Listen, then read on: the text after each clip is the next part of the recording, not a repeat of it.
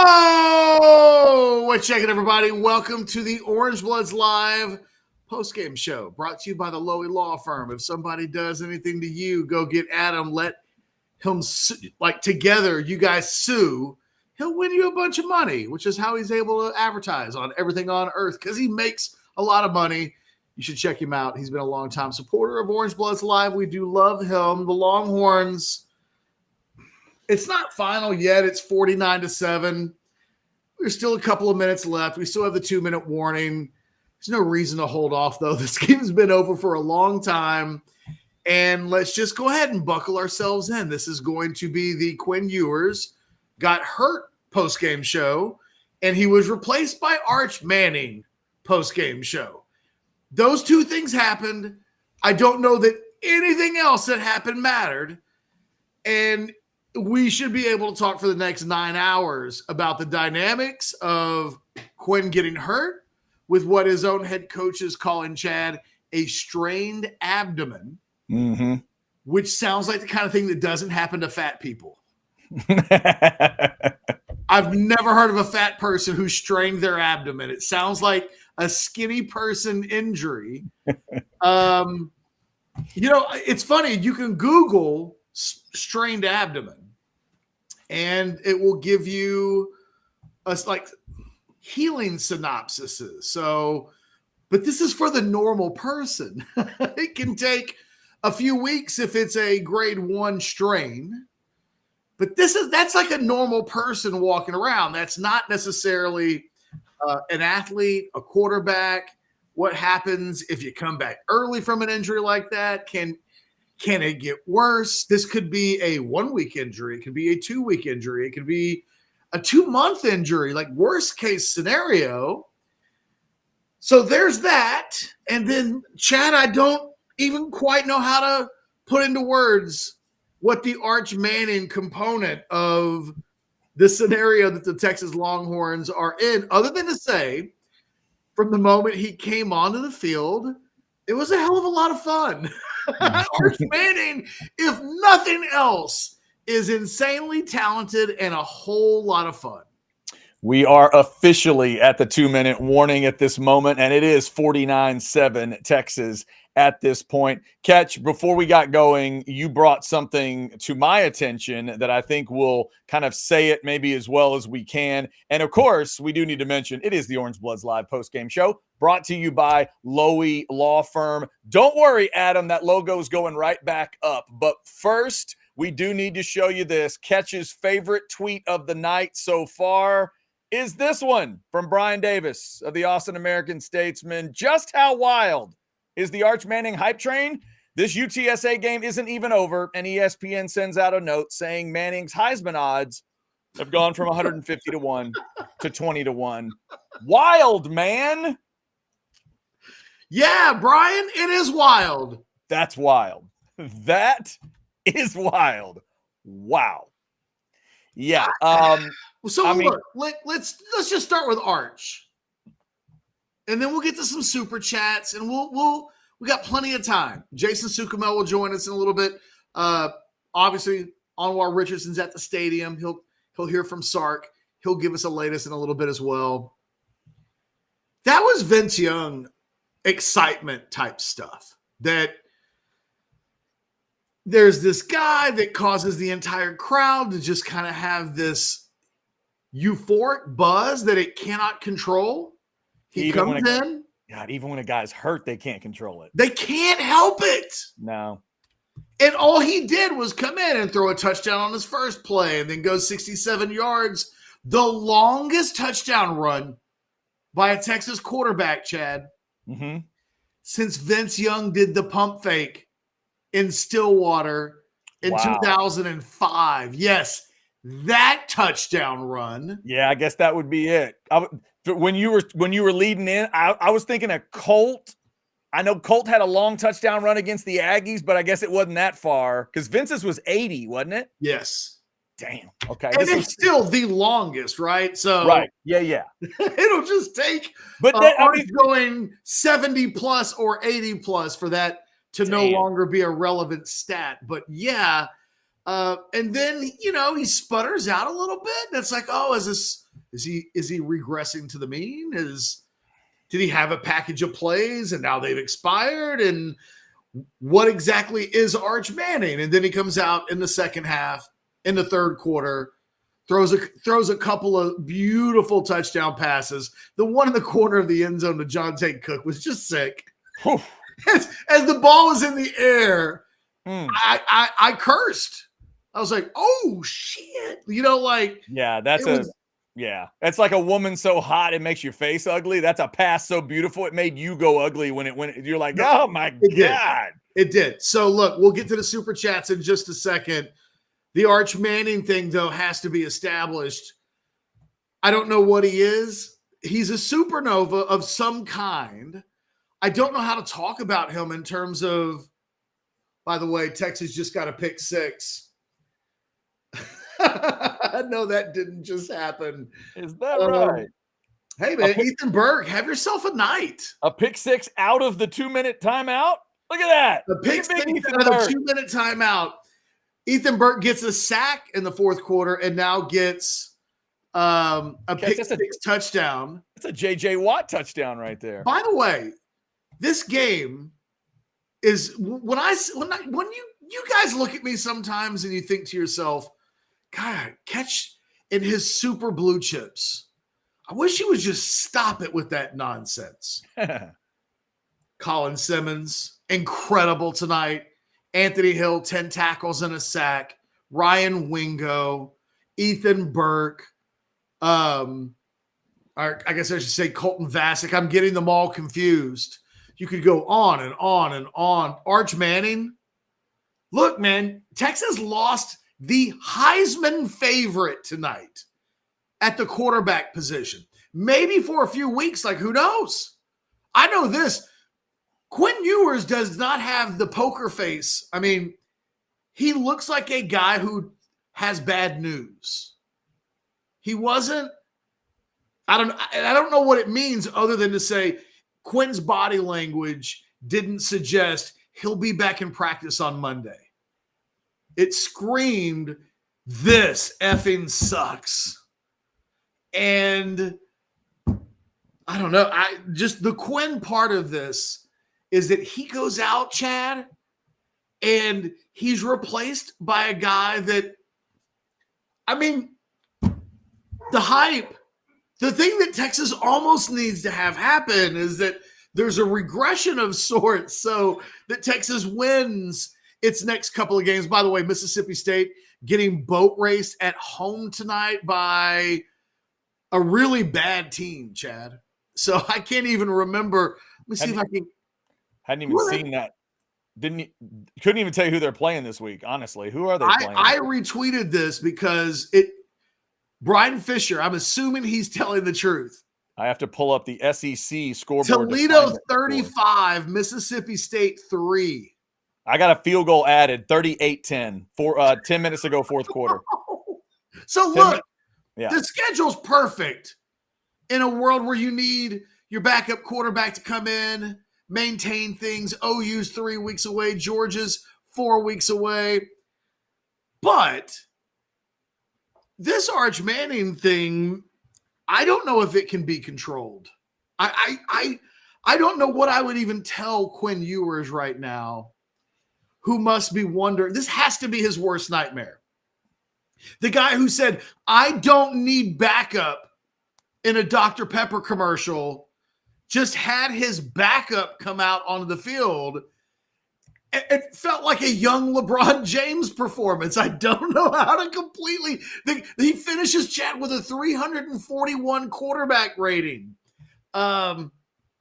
It was just, I will remember this night and what happened for the rest of my life. I will always remember how I felt with the 67-yard touchdown run. I will remember all of it. And whatever Arch Manning becomes, he becomes. But it kind of started with tonight. And I'm fascinated to just kind of see how it goes from here on. Next week, Arch Manning and Texas against La Monroe. Every eyeball in college football will be on the game in a way. I mean, look, Georgia's tied 6-6 with Kentucky right now. 9-6 Kentucky. it could be Texas could be number 1 in America tomorrow. Yeah. That's it. I expect Georgia to win the game. Into the third quarter, Kentucky's up 9-6. I expect Georgia to win the game, probably by multiple scores. But tomorrow afternoon, Texas could be the number 1 team in the country, and Arch Manning could be its starting quarterback for however long it's going to be. And it just feels like the world changed a little bit tonight, Chad, that we talked all summer about this possibility, but here we are, and it was even more gloriously weird than we could have expected.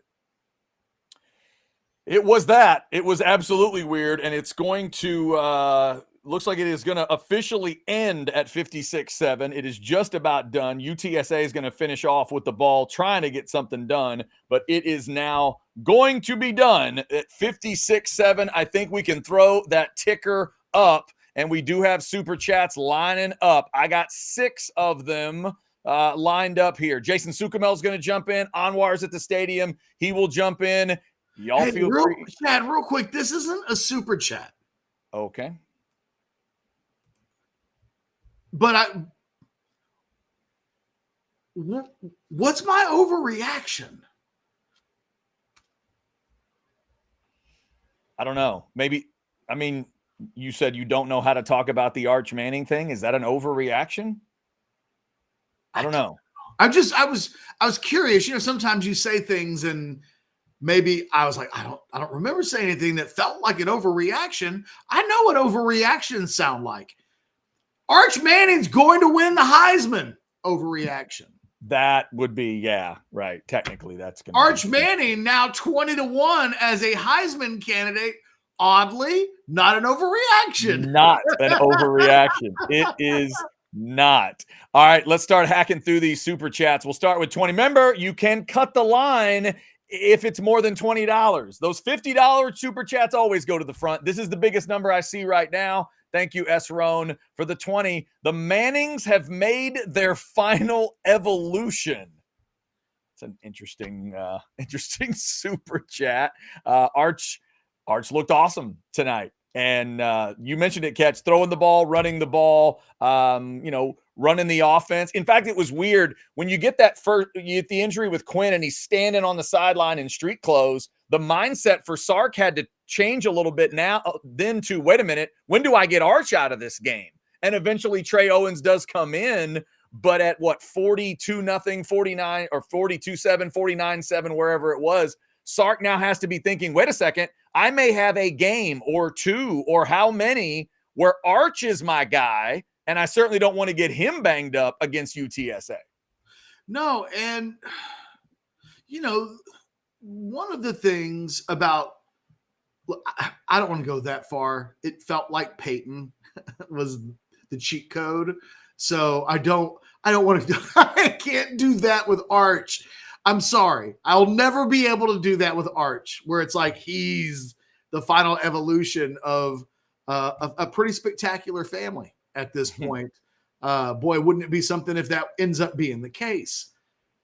This team's better with a healthy Quinn Ewers. Like, let's get that out of the – Chad, do you agree with me on that? I mean, I don't think Arch is yet, but Quinn healthy, the team's – that's their best quarterback. I absolutely think that is absolutely true. As Jason Sukamel does jump in there and he's going to give me that graphic test every week. There we go. Jason Sukamel jumps in. I agree with you, Catch. I do think, overall, it is a better team with Quinn Ewers at quarterback and what we've seen him do already. He's earned that. He's absolutely earned that spot. This is a unique situation in a lot of ways. And one of them, Jason, is the fact that this is not a fan base that's saying, oh my God, I love the backup quarterback because he's so much better than the guy the coach wants to start. That is not what we're watching here. Yeah, I'm watching this game on TV, and when Arch comes in the game, you hear this huge ovation, right? And I'm like, oh, that kind of feels like you're doing Quinn a little dirty, right? He's hurt. But I'm kind of just joining mid-conversation, but I think if I'm hearing it correctly, I agree with Catch. I put that in my post-game thoughts. I was like, I get it. There's going to be talk of a quarterback controversy. Arch was incredible. That's going to be a talking point for maybe national media, who knows, on message boards, I'm sure. But this is Quinn Ewers' job. I think Quinn's he was the Heisman favorite going into this game. He's the more mature, more experienced quarterback. You're going to want that experience against the Georgias and the Oklahomas of the world. So fantastic performance by Arch. And the other thing I said is, like, I've watched enough football this year in 3 weeks to realize there's a lot of bad quarterback play across the country. How fortunate is Texas to have two bona fide badasses in their quarterback room? And, Trey Owens isn't so bad either. So it's a nice luxury to have for Texas to have a guy like Arch as the backup. But Quinn Ewers is still the guy for me if he's healthy. But let me finish my thought. I don't know how many games Arch Manning needs before he would be even or surpass Quinn. I mean, Quinn is better than him now. And you can see the Texas offense after you got through those initial 2 spectacular plays. It was like, oh, yeah, this team doesn't really have a real good running game, if we're being completely honest. I mean, it was okay tonight. You take out the Arch Manning long run, and it was not nearly as good as you'd hope. But, man, Arch does already do some things better than Quinn does. He throws a more natural, better deep ball. And it's funny because I remember one of the Quinn interception, whatever.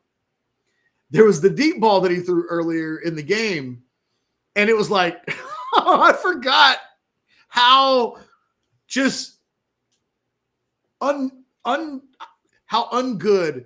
I don't even know how to describe it. Is that where he overshot Matthew Golden? Is that what was the play? He threw the ball up. There were like 4 guys in the area. It wasn't really seemingly timed well with a receiver. There were a lot of guys around. It didn't happen. And it was a reminder like, oh, yeah, they haven't really gone deep a whole lot this year. Arch is always looking deep, and it just seems to be a more natural part of his game, I think, than it is for Quinn. And, I think it makes the Texas offense a little different. Arch will take more shots aggressively than Quinn. I think on some level, if he's going to have to play for a couple of weeks, the competition the next 2 weeks is so poor that they should be fine with whatever the hell happens with Arch.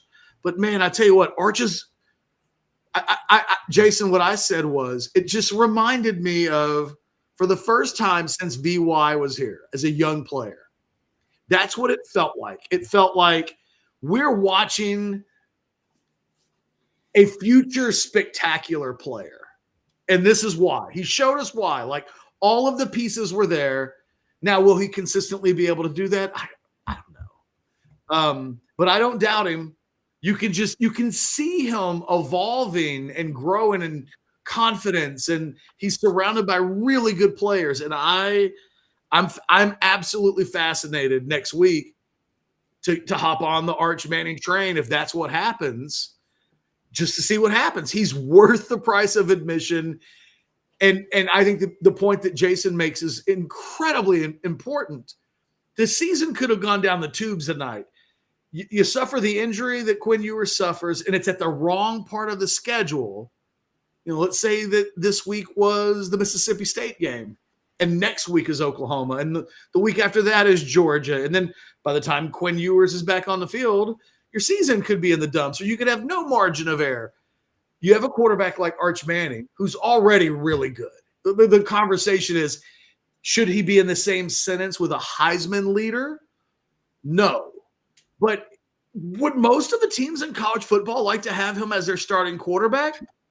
I think, yes. I watched a bunch of them today.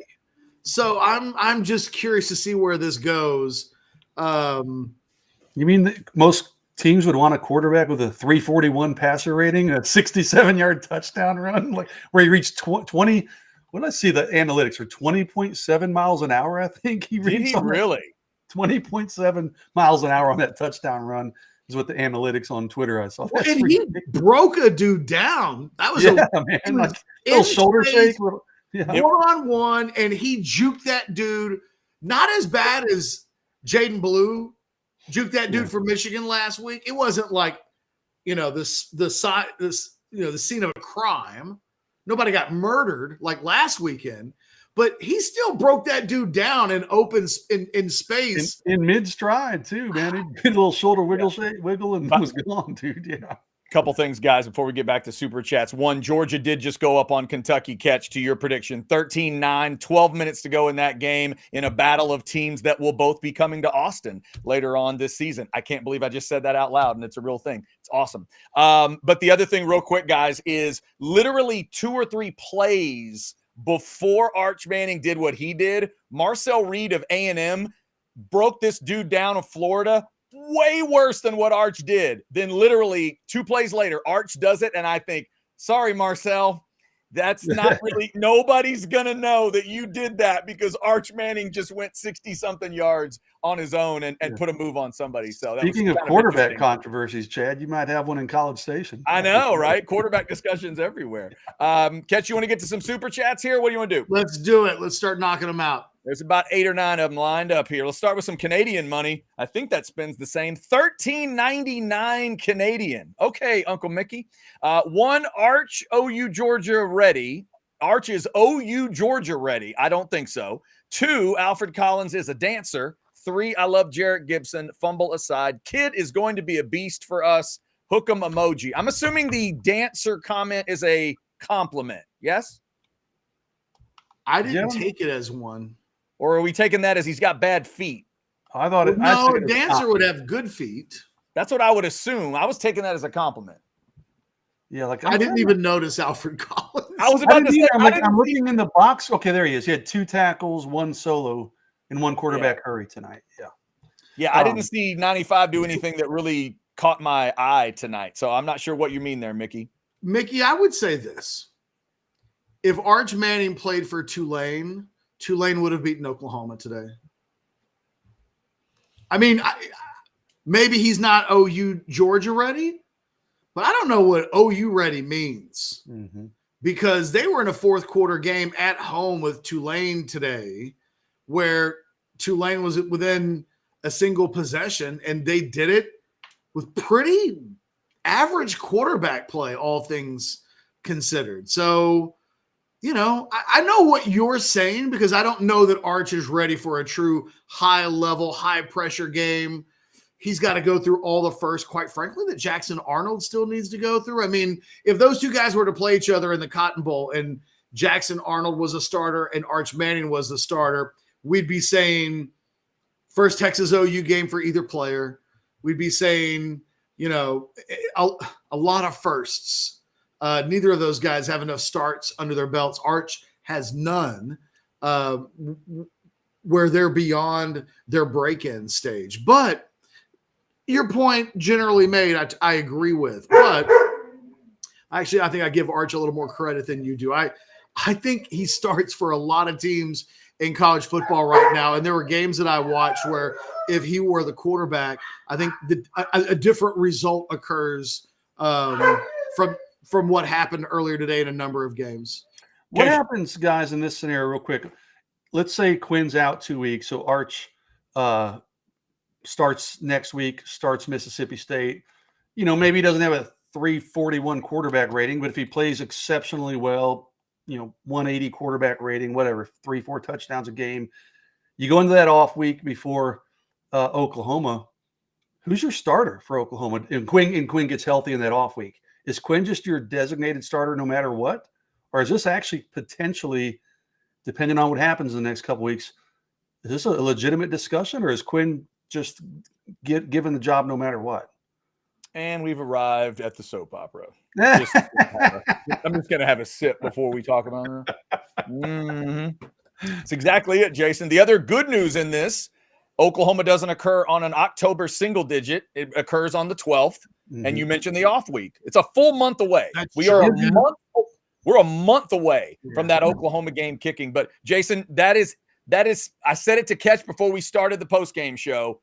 If Arch plays and they wear Mississippi State out and we go into that off week and you're leading towards the game, what's the discussion going to Dallas? That's a lot of ifs. I mean, for all we know, Quinn might play next week. I don't think so, but I'm no doctor, obviously. But I tell you, when I saw when Quinn was walking up to the locker room before halftime, right? He went in before the rest of the team. It looked like he was in just pain and moving very gingerly. But then to see him come back out for the second half and stand on the sidelines the entire second half, I think is a good sign. So, who knows? Maybe Quinn may play next week. That was a good sign. What's that, Catch? Why did you think that was a good sign? Because I just thought, like, when I saw him in the first half and going into the locker room, I was like, oh, crap, it looks like it's tough for him to walk. So I would have thought if he was in just such significant pain and if it was a grade 2 or 3, whatever. I mean, you know why it probably looked like he was in less pain, right? You think they shot him up at halftime? He got something.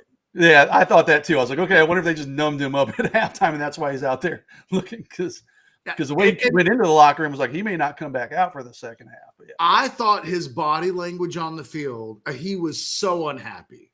Now, look, there's a million reasons why he could be unhappy, and the very most basic one could be, I'm a Heisman candidate. This is my football team. I want to be out here, and like this sucks. Like, that's enough.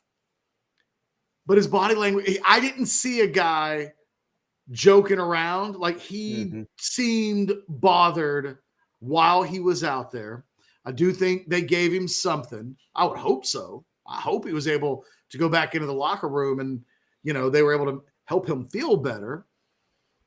I thought it was interesting. Somebody pointed this out to me, and I promise, if you're watching this post-game show right now, I am not starting up anything at all. Again, this could be for a million reasons. He didn't really like stand next to Arch at all. There were no. Oh, here we go. No, I'm just saying that didn't happen.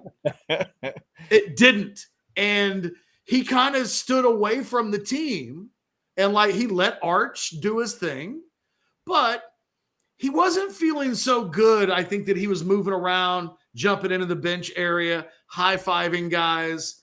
He was stood away and didn't want people, first his hand got hurt. Like, Quinn had a rough night. Well, Catch, and I think those two things together, the hand and then the abdominal area, he was trying to make sure teammates weren't touching that area. So if he gets into huddles and things like that, A, you could get hurt it even more. But then B, to your point, I think he was trying to let Arch run the team because it was his team at that moment.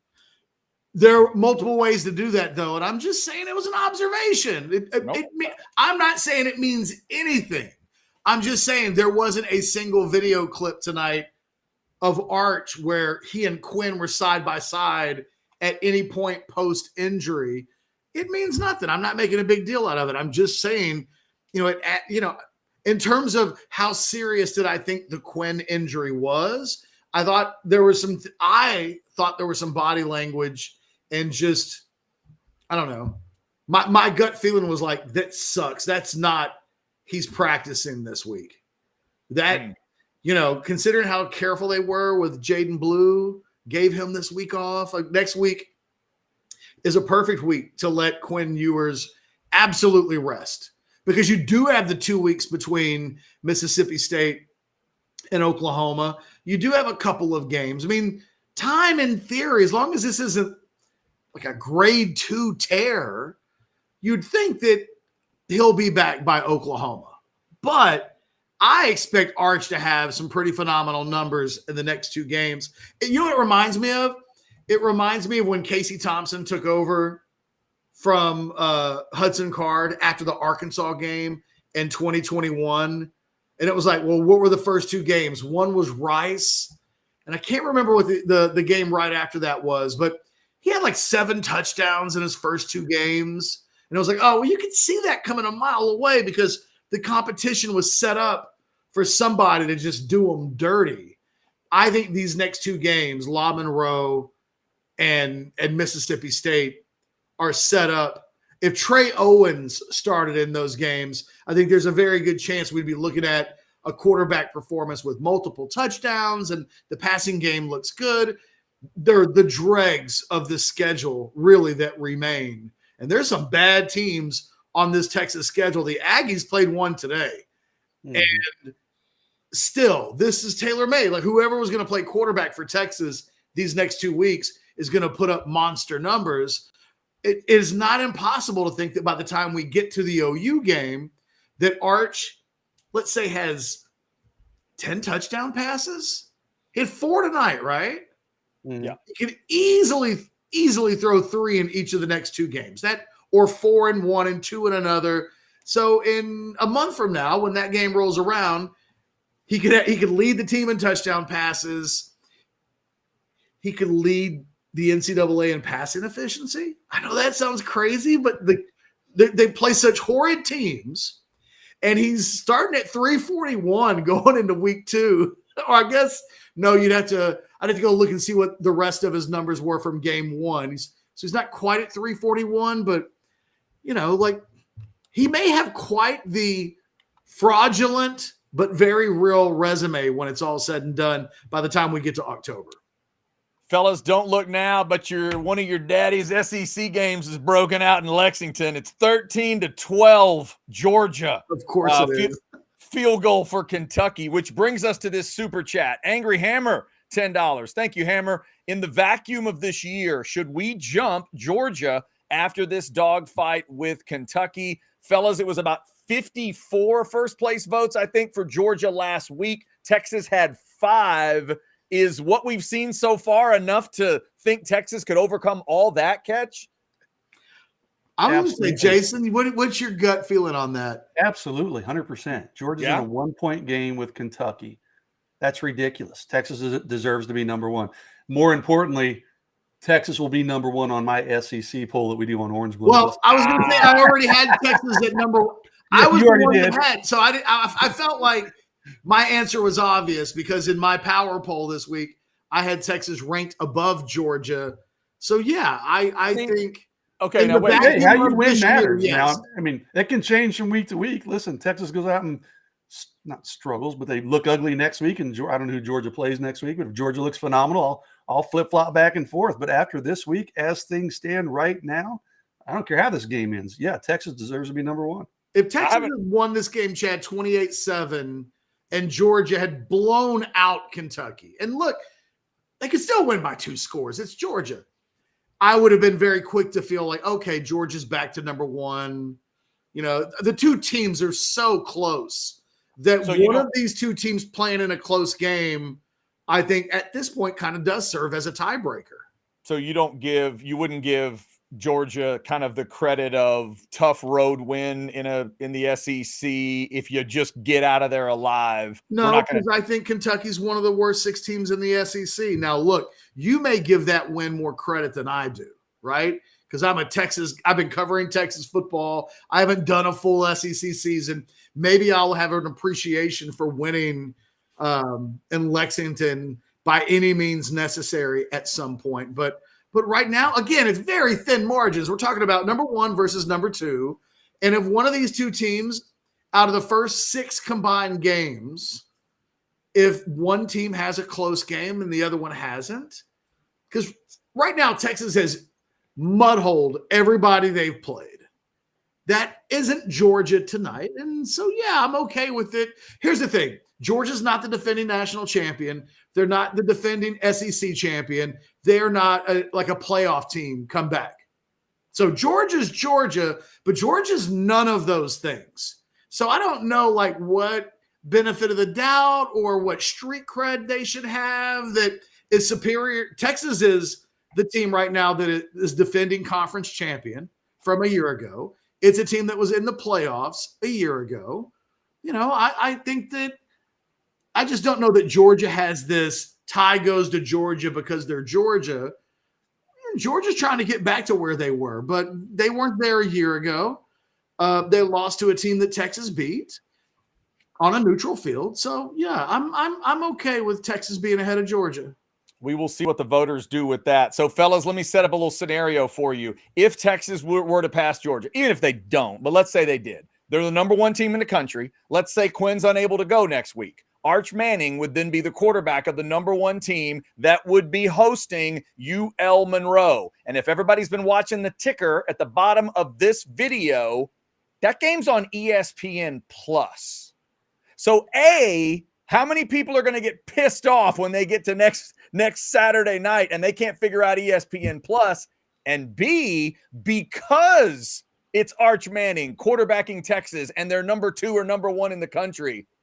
Jason, you think the Disney folks might move that game from ESPN Plus to somewhere, to ESPN News or just some other channel? They better, because I'm going to have to borrow my dad's ESPN Plus subscription if they don't. Right?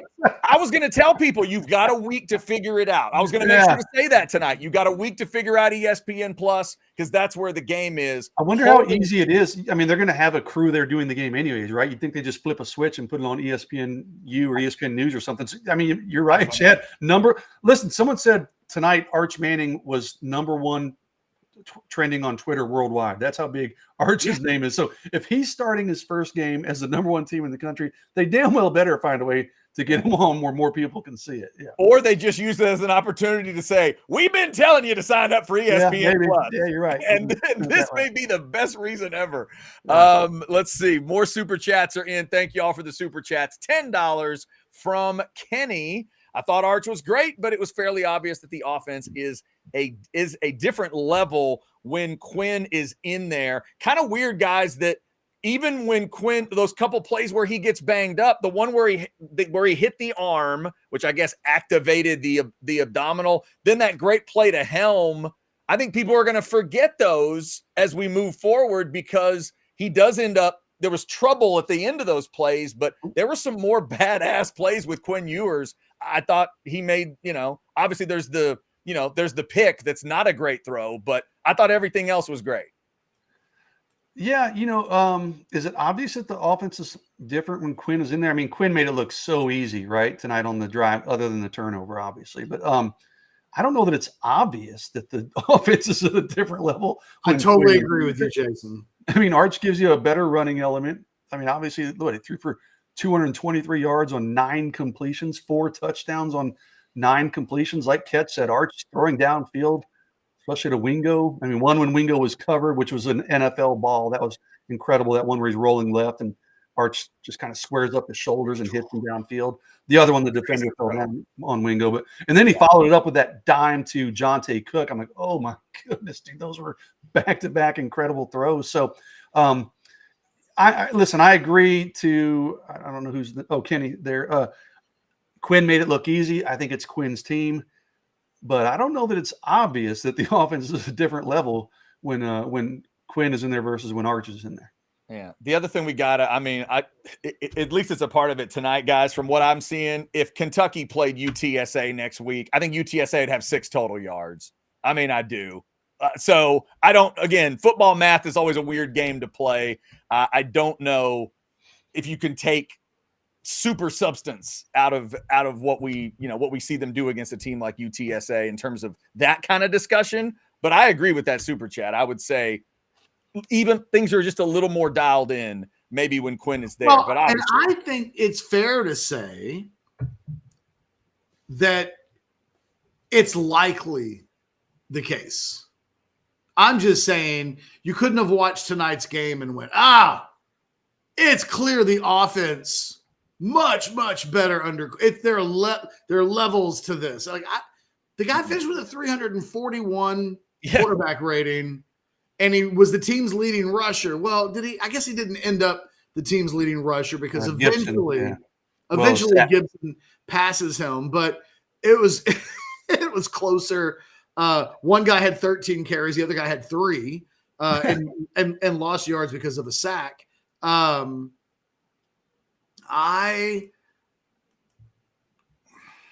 Look, once upon a time, I can remember the Chance Mock Vince Young deal. And remember when Vince overtook the job from Chance, he was not as good of a passer as Chance was at that point.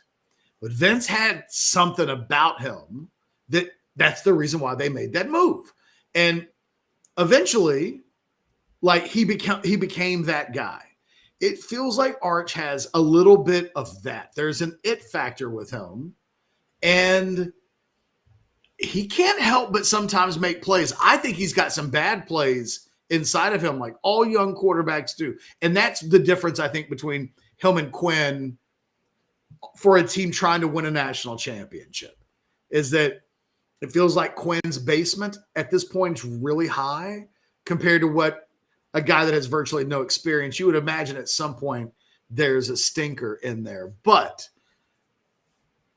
you know, I didn't think there was a big difference between – I hadn't been hearing that even during camp that Quinn was so good, that he was light years better than Arch. In fact, it was much closer between – it was obvious one guy was the starter and the other guy was the backup. But in terms of performance levels, Quinn wasn't so good in August that, you know, people didn't say, well, I had a number of people say, if Arch were to go in, we feel perfectly fine.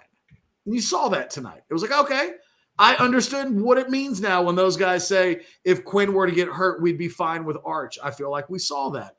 Guys, this thing's going to get out of control. If Quinn misses 2 games, by the time we get to Oklahoma, the Arch thing will be out of control.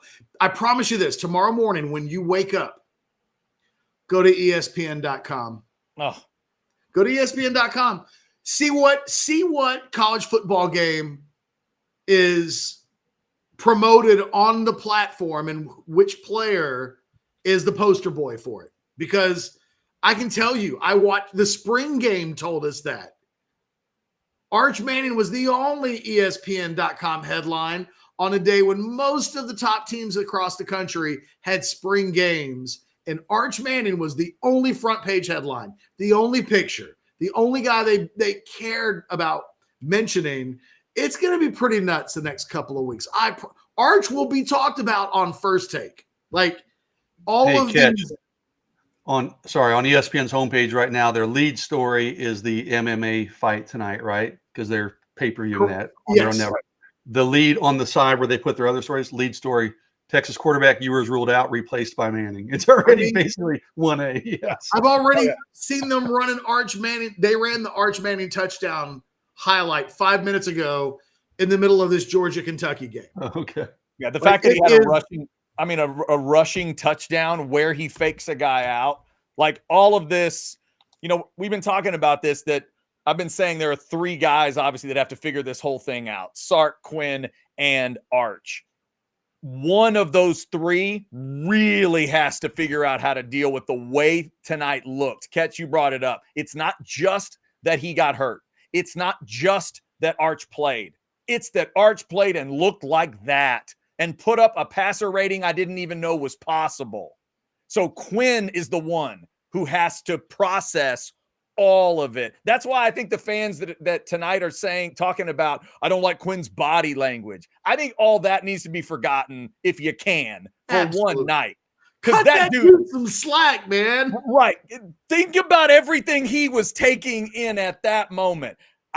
I'm letting my team down. I'm not going to be able to play. And oh my God, there's no way I can call Dr. Pepper and say, stop running the commercial. They're going to run it the rest of the year with me. Oh God, you're right. They're going to run the rest of the year with me saying, I made the playoff without backup. We know. Y'all remember when Caleb Williams got hurt? Did that commercial go away? No. He walked under that damn ladder 400 more times.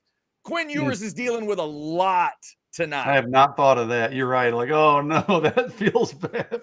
It's not going to stop. They're going to run it. They might run it more now. There's no way he signed something that said, by the way, if Arch plays, you guys can't run the commercial. That does not exist. That does not exist. I guarantee you. No way. No way. Well, all right. It may be that Austin handles this better than the nation does. I think that's probably true. Which is wild to think about because Austin's already on tilt. You know what I mean? They're already in the middle of Arch Mania. Yeah. I'm telling you, in the next 3 weeks, if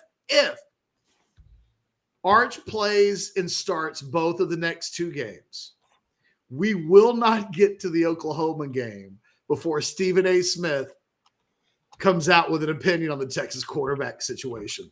Yeah. And that's not normal. And yet, that is where we will live, I can assure you. By the way, Catch, here's something else I'll guarantee you. This week, when that show that you go on in Nashville calls you up and you go on the show, I definitely know what the first question is this week. It's always Arch Manning, but this week, questions 1 through 4 are Arch Manning. Tennessee's up 71-0 right now against Kent State. And Woo. Bill King's the first question, the first remark, the first thing they will talk about is Arch Manning. Yeah, no doubt. By the way, that's the Tennessee team that will go to Norman next week.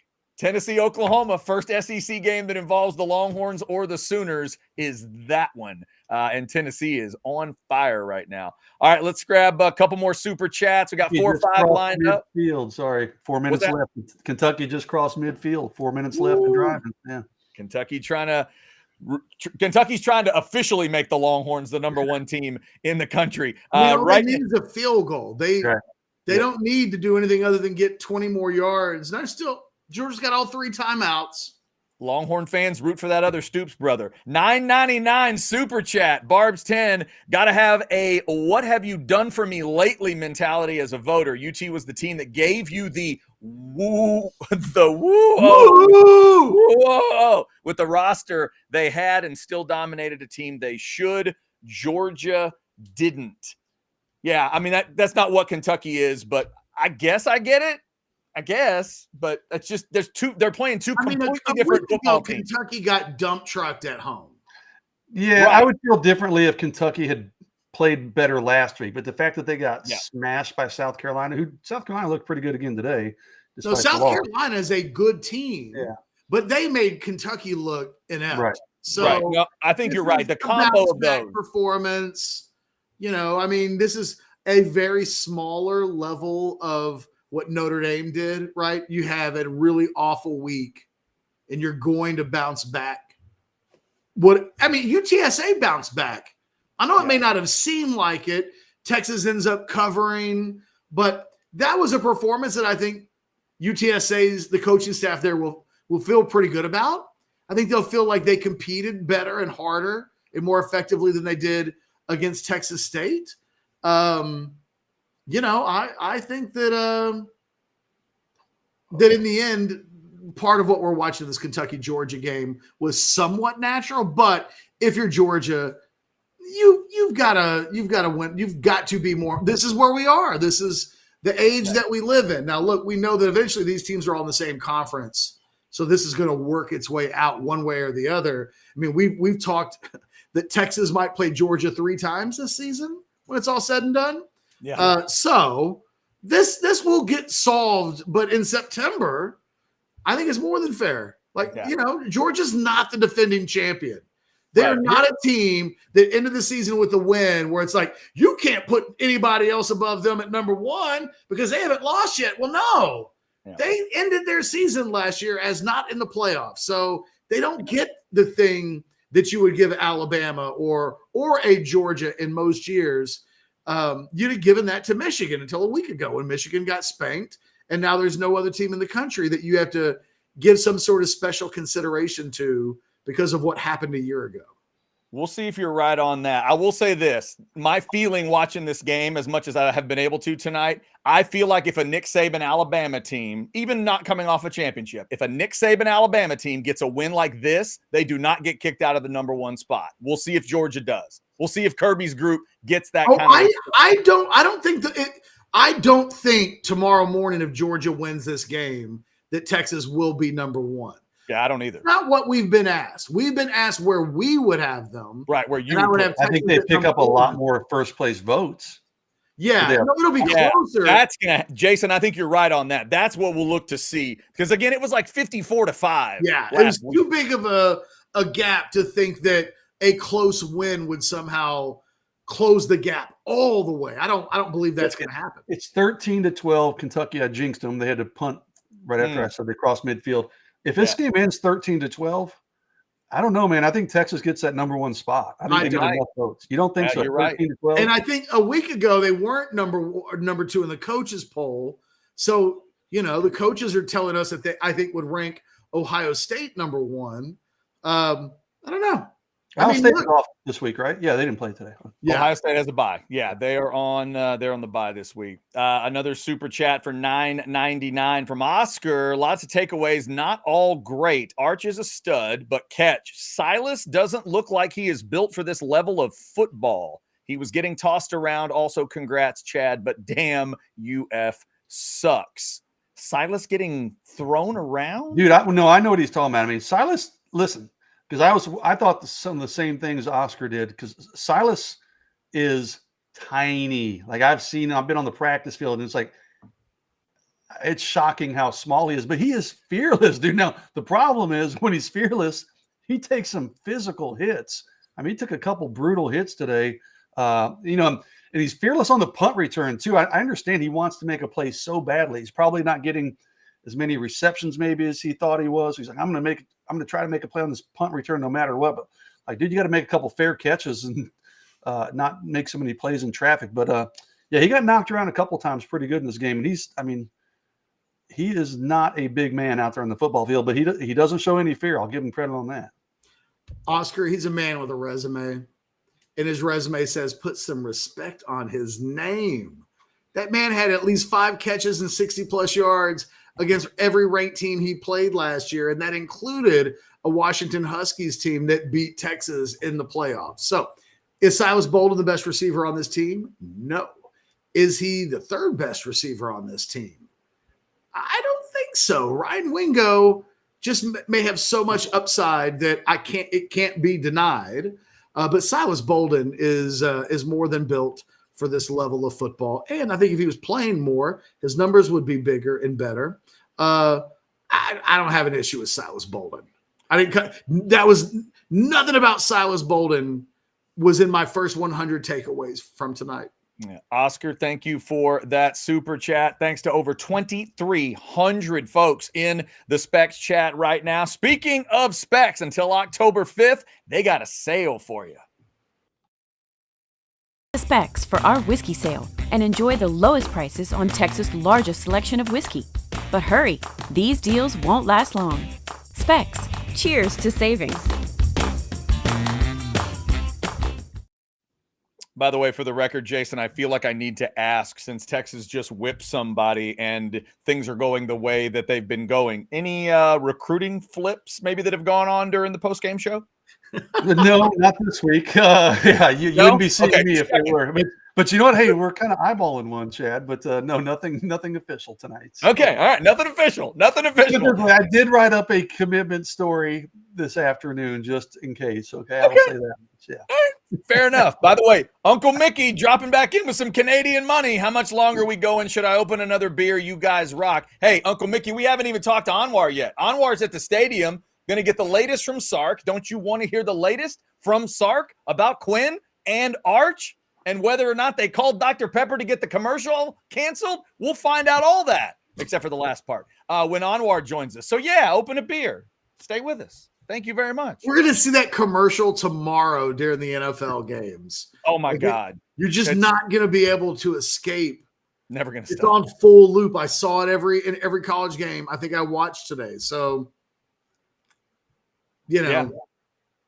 Oh, it is going to be there, kids. Thomas with a $5 super chat. People are quick to dismiss him, but Ewers was dealing. He was on pace for 350 plus and 3 touchdowns plus. Had he kept playing, Quinn makes it look effortless. They both did tonight. Yeah, I mean, Jason, you mentioned the backup situation for Texas, and that's a great word I think that Thomas puts in there. Effortless. Mm-hmm. Both of them did. The receivers, the offense, the play calling. It just felt easy in terms of getting what you want to. Now, multiple guys getting banged up is not good, and it felt like they needed to pull everybody off the field at one point for like, whoa, let's karma is the football gods don't like us tonight. But I thought the football part, Jason, looked dialed in for no matter who the quarterback was. Yeah, but he's right. It did look effortless with Quinn. I mean, what do you have? Was it 2 touchdowns in the first quarter? I mean, he was on pace for who knows how many touchdowns. I felt like he could have, named his stat total if Quinn had stayed in the game. And they come out the first drive and just they don't run the ball once. They throw it and make it look easy and just march right down the field. He had some really nice throws, including the the touchdown throw. So I mean, it wasn't like Quinn wasn't dealing out there, but yeah. And then you mentioned the injuries, Chad. I mean, how many guys? Kelvin Banks, Manny Muhammad, Bolden on the punt return. Bolden, Jarrett Gibson went down, but all those dudes came back. Gibson, So, yep.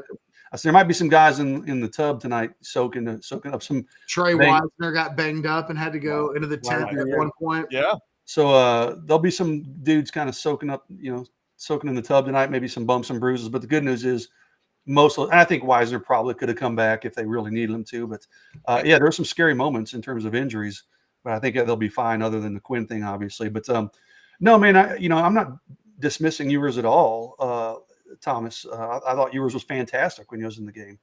Listen, aside for one throw, which that could have been the finger or the hand issue. I don't know what happened on that one throw, but other than that, Quinn was fantastic. Yeah, and catch to that point, the not dismissing him. I'm glad to see Thomas and others, like you said, Austin may deal with this better than the nation will. Like, we can feel this support of Quinn as well. Like, these fans know what they're seeing. It is not like the starter is some shaky political decision from a head coach. The guy's really, really, really good. And we all understand what the backup has looked like. But I like the idea that Texas fans are standing up for number 3 here and saying, hey, Quinn still looks damn good. Well, yeah. I mean, the guy's 1 week away from having been at Michigan and being, I thought, the star of that performance. I thought that was Quinn's best game. Look, we haven't talked about it yet. And if this isn't a positive thing, but it needs to be talked about and discussed. Quinn getting hurt like that it can't happen. Like, I know we spent the entire offseason talking about, in all likelihood, there'll be a moment when Quinn does get hurt. The statistics and the data say that it's likely. How many seasons has Texas had since 2010 where a starting quarterback has needed his backup to play? But it's one thing if he's playing and one of these big monsters from Georgia lands on him wrong. Today he got hurt because he got spun around. Like, I don't even know. Do we know when he actually hurt his abdomen? It looked like in the final 3 plays that he was on the field, that they ran a play. I can't remember how, but they ran a run play, and he got spun by a defender. Yeah, it wasn't like he got taken to the ground, though. No, he got turned awkwardly. Yeah. And from that moment on, Quinn wasn't able to walk without a limp. Suddenly, the hand was less of a problem and so he kind of finishes that out, and then he finally drops to the ground. But this wasn't like the Houston game where it's like, okay, some big-ass guy fell on his collarbone. The knock on Quinn, there's a couple. But one of them is he's got to prove that he can stay on the field. He hasn't really had a healthy season of football going back to his sophomore year in high school. And I got to be completely honest, I don't know that he wasn't banged up as a sophomore. I just know that as a junior, his last season, by the time he plays in the state championship game, he was really banged up. And then Westlake banged him up even more. But he gets hurt as his freshman season at Texas. He gets hurt a year ago. One of the things that I would think that an NFL team would want to see from Quinn is, hey, man, we need to see you be able to take the pounding of a college football season, because it doesn't get better at the next level. It's really disappointing just in general for Quinn. Like, not to me. It's got to be nothing happened. Like, he's got to be asking himself, tonight, he'll put his head on a pillow, and first of all, maybe it won't hurt so bad because he'll be on good drugs. But it's an uncomfortable injury, a strained abdomen. Again, doesn't happen to fat people. You have to be in shape, and I'm guessing it hurts like a mother, right? It's like, what happened? I strained my stomach. Shouldn't even be able to penetrate into the belly so easily that your stomach can get hurt like that. That's what blubber is for. And but in all seriousness, this is just I hope he comes back, tears it up, finishes the season on an absolute tear. But, this will be something that we hear when Quinn's talked about next year as an NFL draft prospect. And if I'm being completely honest, I don't know what to think of Quinn as an NFL player. I don't know. At this point, I just don't. It's a little bit. I feel a little bit like I did with Colt, where it's like, man, some guys' bodies aren't meant for what they do in that league, and I don't know that Quinn's body's going to hold up. It's not about talent. I think he absolutely has that. I think he's more talented than maybe even more NFL scouts realize. He's really talented, but golly, man. The thing about today was like, oh, he got hurt, Jason, but he didn't get hurt because somebody hit him. So it feels like, God, is he going to have one more injury before the season's over? Because he still hasn't had a contact injury. This was seemingly he just got spun in the wrong direction or something. It's just, again, when was the last time I can't remember this injury ever happening. Can somebody remind me the last time a big-time quarterback got hurt with a stomach strain? I'm sure it's happened, but nobody I pay close attention to. But, I wrote the same weird one. I'm just saying it's a weird injury. Yeah. Well, I wrote this in my column similar to you. I said, I feel bad for Quinn because you can pretty much take the Heisman talk out. If he misses a game, that's not going to happen. But I said, this is going to carry with him to the NFL. I mean, this has been the talk already for the last couple of years, and now the talk is going to be increased. Hey, is he durable enough to make it in the NFL? That's going to be a question that, GMs are going to ask, and I don't know if it'll hurt his draft stock or not. Like you said, maybe he misses one game, comes back and sets the world on fire for the rest of the year, and maybe does win the Heisman. I don't know. But, it had to be, you mentioned him on the sidelines. Well, hell yeah, he's probably super frustrated on a number of levels. And, I mean, Quinn's not dumb. He knows that's probably been – his durability has been questioned before, and this is just another reason to question it. Yeah, and obviously stay with us here on the Postgame Show, brought to you by the Lowy Law Firm. When we talk to Anwar, we'll see if Sark adds any detail to exactly when did Quinn get hurt. Jason Carson Beck did not hit his Prize Picks number. I know. So I don't even know. Does that void the whole thing, or do we lose? No, you lose. We lose. Okay, I had a Quinn Ewers, who, by the way, was going to throw for like 9 touchdowns. Oh, yeah. I was counting that money already, dude. Oh, that money was Hey, that's 2 weeks in a row Quinn has screwed us. What's up, dude?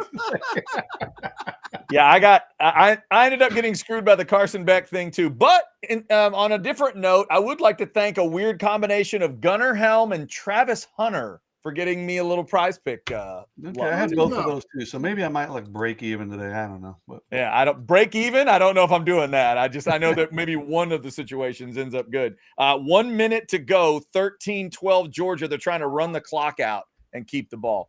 All right, let's see. We have a lot of super chats lined up here. Let's just grab this one because David just threw us some money. Thank you, David, for $4.99. If there was a specific question that goes along with that, please let us know, but we do appreciate it. Uncle Mickey jumped back in. $2.79 more Canadian. Beat you to it. And a shot of Irish whiskey. There you go, Uncle Mickey. All right. Enjoy your evening. We hope you are having a good one. All right. Let's see. What's that biggest amount I see right? I got murdered on Prize Picks. No. Don't look directly at it. I'm looking at mine too, Kedge. It's not pretty. Carson Beck's not even close, dude. And that was a discounted play. I'd say Prize Picks is smart. Like Taco Tuesdays, those usually hit because they give you, if you notice on Twitter, Prize Picks will put 4 Taco Tuesday things. I'm sorry, I know this is not the wrap-up show, but they'll give you 4. They let a poll, whatever the highest one is, that's the taco. This is one where they just said, hey, we're going to give you a discounted play on Carson Beck. They knew something, dude. Those ones rarely seem to hit when Prize Picks is like, hey, we're going to give you just a discounted play for no reason. Should have known better. $5. And Quinn Ewers is going to end up getting closer to his number. Yeah, exactly. And he got rebooted. He played about a quarter and a half. Yeah. $5 from Thomas. The top 4 wide receivers are beasts. Cook and Wingo showed they deserve more reps. Guys, I think we can all agree Wingo had certainly done that and did it again. Yeah, but both of you, give me a thought on Jonte Cook tonight. anything change about the way you think of him with a couple touchdowns? Did it feel different to you tonight, Jason? He was more involved earlier. I thought that was good, but didn't change my perception of what he's capable of. He's so dynamic and fast and quick and twitching when he gets the ball in his hands. I mean, he's got some Silas Bolden to him in that regard. I don't know who you take reps away from to get Jonte or even Wingo more touches, but yeah, I think both of them deserve more touches. And, I think they've earned the confidence that if something was to happen to anybody else, you can trust those dudes. Jonte had a great game. It was good to see him finally get in the end zone for the first time in his career.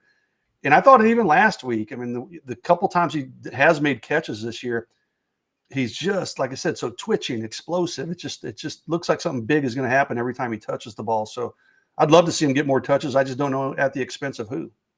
What do you think, Catch? I think the Quinn injury is good for Jonte Cook. I think he and Arch Manning have a really good thing. And, Jonte Cook gets involved late in the first game via Arch. Arch gets him the ball tonight, and so did Quinn. I don't know. There's a little, there's a clear pecking order with Quinn, with who the top two guys are.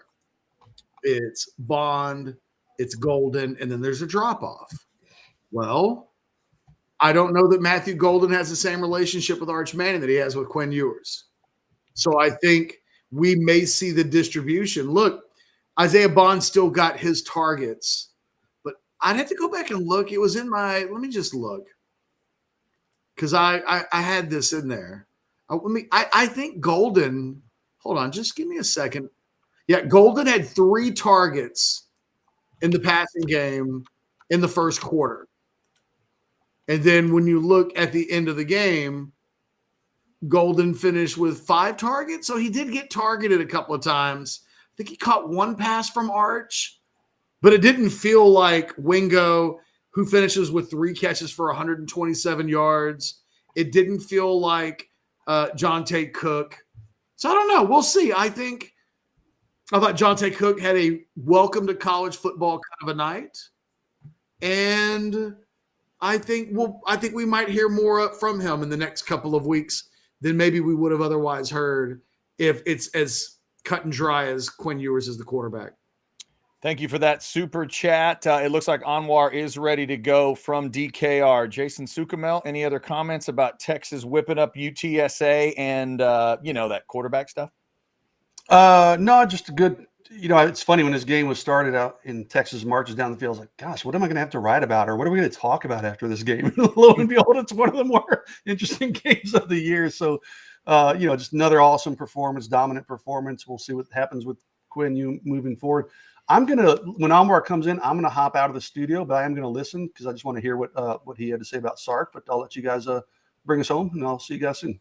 Fair enough. All right. That is Jason Sukamel. And this is Anwar Richardson live from DKR. Anwar, how are you? Sorry, fantastic. I'm sorry, just setting up a couple of things. Doing good. We got a chance to talk to Sark. Basically nothing really new as far as the injury front conversation is concerned. He did.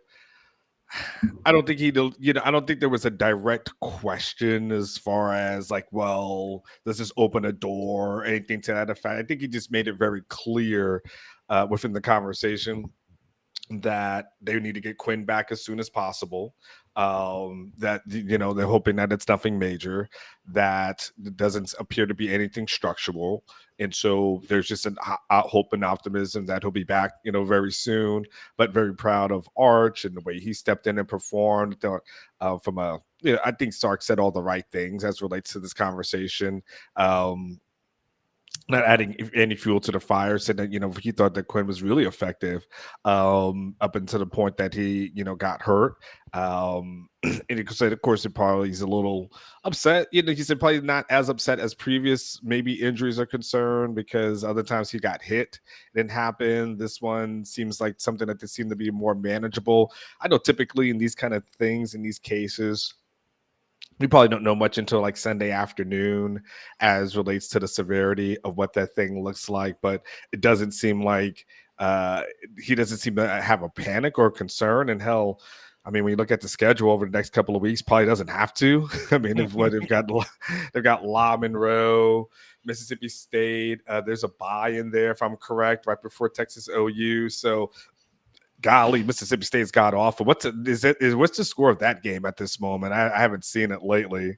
Anwar, the update on that one is 41-17 final. Toledo over Mississippi State in Stark Vegas. Ring the bells. I know who's coming in last place in the Orange Bloods SEC Power Bowl. Yes, you do. And everybody in Nashville is saying it better not be the Commodores, boys. It better not be the Commodores. So realistically, if they, and we just do simple math and they think that it's kind of a minor injury, it's almost reminiscent maybe from the time frame of last year when Quinn got hurt and then he comes back for the OU game. Again, we don't have all of that, but I got to imagine Sark is not going to say, like, I need to run him back out there versus La Monroe next Saturday, right? I mean, and you might be able to get away with Quinn against Mississippi State. I think you should. But nonetheless, he didn't seem to indicate that it was a major injury, and I think that seems to be the optimism. Catch. Go ahead. I guess, Anwar, I just want to hear from you. Just your take on, there's a lot to process from tonight. The dynamics in this are so unusual. They've been unusual. We know what it looks like after the spring game and everything else. Your take on just what happened tonight in your mind? I think what happened tonight was the thing that I've talked about a lot in the offseason, which is the whole knock on wood. If Quinn gets injured, Arch has to be ready kind of thing. And I think that's been the narrative throughout the entire offseason because of his injury history that goes back to high school. Like, this is, things that I've, brought up. That's well documented at this point, Catch. So it's almost like you hate to say, like, okay, this is probably going to be a matter of when than if, but Sark approached the spring with the understanding that, got to make sure this guy's ready. And what did you see in the spring game? You saw Arch take the majority of the reps because they felt like they need to make sure that he is ready, that Trey Owens is ready, for that thing that probably, unfortunately, may happen for whatever reasons. And so for me, Catch, him coming in wasn't a surprise. Him playing as well as he did wasn't the biggest surprise, but it was impressive. Like, I'm not going to negate that it was very damn impressive. I factor in a little bit the opponent. Like, I have to bake in, like, he was playing UTSA. Texas State just dragged UTSA, right? So we're talking about this is a bad program, right? But I still have to give him credit for everything that he did. You still got to go out and do the work. Like, you still got to go out and kick their ass. Like, you still got to go out there and do what he's able to do. It's funny that someone asked Sark about having Arch kind of like his running ability. Is that something that he can utilize to, his advantage? He's like, it's something that we can keep in our back pocket, but he goes, pretty much we're going to stay the course on what we do. Like, so even, it's like, cool, that was a nice run, but I'm going to focus in on your throws because that's actually what we do. He's like, we really don't do that dual threat thing. And, Catch, you see the kind of guys that he recruits from the quarterback position. Like, he's not looking for. Well, and Arch didn't go to Texas to be Vince Young. That's not why he's there. No, but he is very athletic, Yes. though. And it's a thing people don't give him credit for. The guy was playing basketball up until his senior year. They won a state championship his junior season. So he is an athlete. And the thing I had to point out on Twitter that I had to just remind people of, like, at the end of the day, Arch is Cooper's son. He's not Eli's son. He's not Peyton's son. He's Cooper's son. If you go back, Cooper's the most athletic of the brothers. Like, he was the receiver and the DB and all that. Like, he's the athlete of them. So it makes sense that Arch would be the athlete. Like, so this shouldn't be like too much of a surprise if you just kind of put it all together. It is an interesting thing, but I feel like at the end of the day, Catch, when it's all said and done, we'll talk about these great moments that Arch has over the next couple of weeks, and we know that'll be ESPN Sports Center highlights, talking heads, so on and so forth.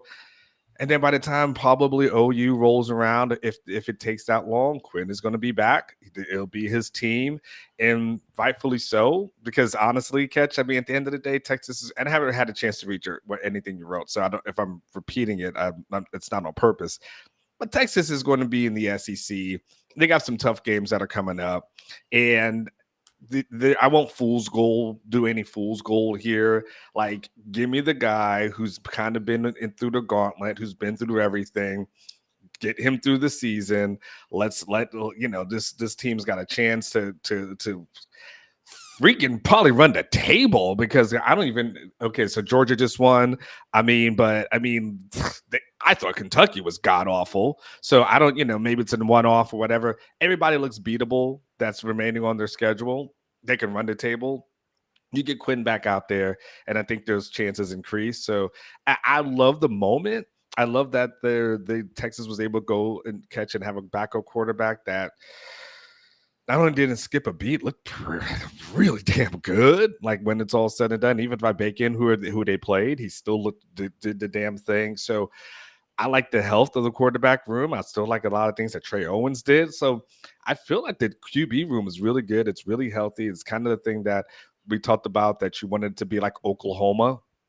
It's kind of reminiscent of what Lincoln Riley used to have when he was over there. Like, one guy goes out and it's like, I'll just throw in another 5-star who's pretty damn good, and we won't skip a beat. And maybe Caleb Williams is better than Spencer Rattler. Now, I'm not going to do it in Spencer Rattler, like one person after another. Did I get lost here? It said reconnecting. Am I okay? Yeah, you froze for just a second, just there at the end, Anwar. Okay. I said I don't want to put Spencer Rattler and Quinn Ewers in the same conversation, but I'm just talking about the depth of the quarterback room. Mm-hmm. It reminds me of that room that Texas fans used to look at and say, why can't we have that? And I feel like you look at it like, oh, you do have that right now, because all the guys here are good, and the guys who are coming over the next couple of years are pretty damn good as well. Anwar, I got a quick question for you here in a second. You did mention Georgia. I'll just put up a chatter. Wanted to make sure we saw the score, 13-12. So let the discussion begin on, does Texas need to jump Georgia as the number one team in the country? Georgia got a hard-fought, rock fight SEC win in Lexington. We'll see if that's enough. Texas fans would melt down if they beat a team as bad as Kentucky 13-12. Oh yeah, no, yeah, you're right. Texas fans are definitely Texas fans are not conditioned to think that's a good thing. Not yet. It'll happen, but just you got to give it time. You got to give that time. Anwar, what I wanted to ask was, did anybody ask Sark directly when they think Quinn got hurt? Did they go into any of that in terms of when he actually got hurt or believes he got hurt? No. He just it was freaky. He said it was kind of like a non-contact kind of thing, and that's what kind of threw them off. He said that Tashard Choice noticed at one point and said something to him that Quinn didn't feel right. He didn't look right, and so Sark decided to call a run play instead of the pass play, because Choice noticed it, and then they did the run play, and then he said Choice was still like, hey man, something's off with Quinn. Like, something's off with him. He just doesn't look right. They even had one more play, and then Quinn goes down. So Choice was actually the first person that noticed that whole that whole thing. But he saw it leading into that Gunnar Helm pass. Yes. Okay. Yes. That's how he explained it to the he said, so Choice said He said Choice is actually the one who said he thinks Quinn's hurt. So we called the run. He turned and he said he looked at me right away, like something like he just pointed, like kind of had his stomach, and then he took his knee. So, then he started talking about like the training staff. But so yeah, he gives Choice the credit for that, but it's just a matter of what happened. He didn't get into those specifics. Okay. All right. Catch, you want to grab some super chats here? What do we need to do? Yeah, let's do some super chats. We got a lot of those lined up. Let's just hit them in order here because they're all about the same in terms of the amount. If you want to throw in more, hey, you'll go right to the top. Matt, $4.99. Maybe the worst presentation I have ever seen from ESPN. Arch and Colin Simmons are studs.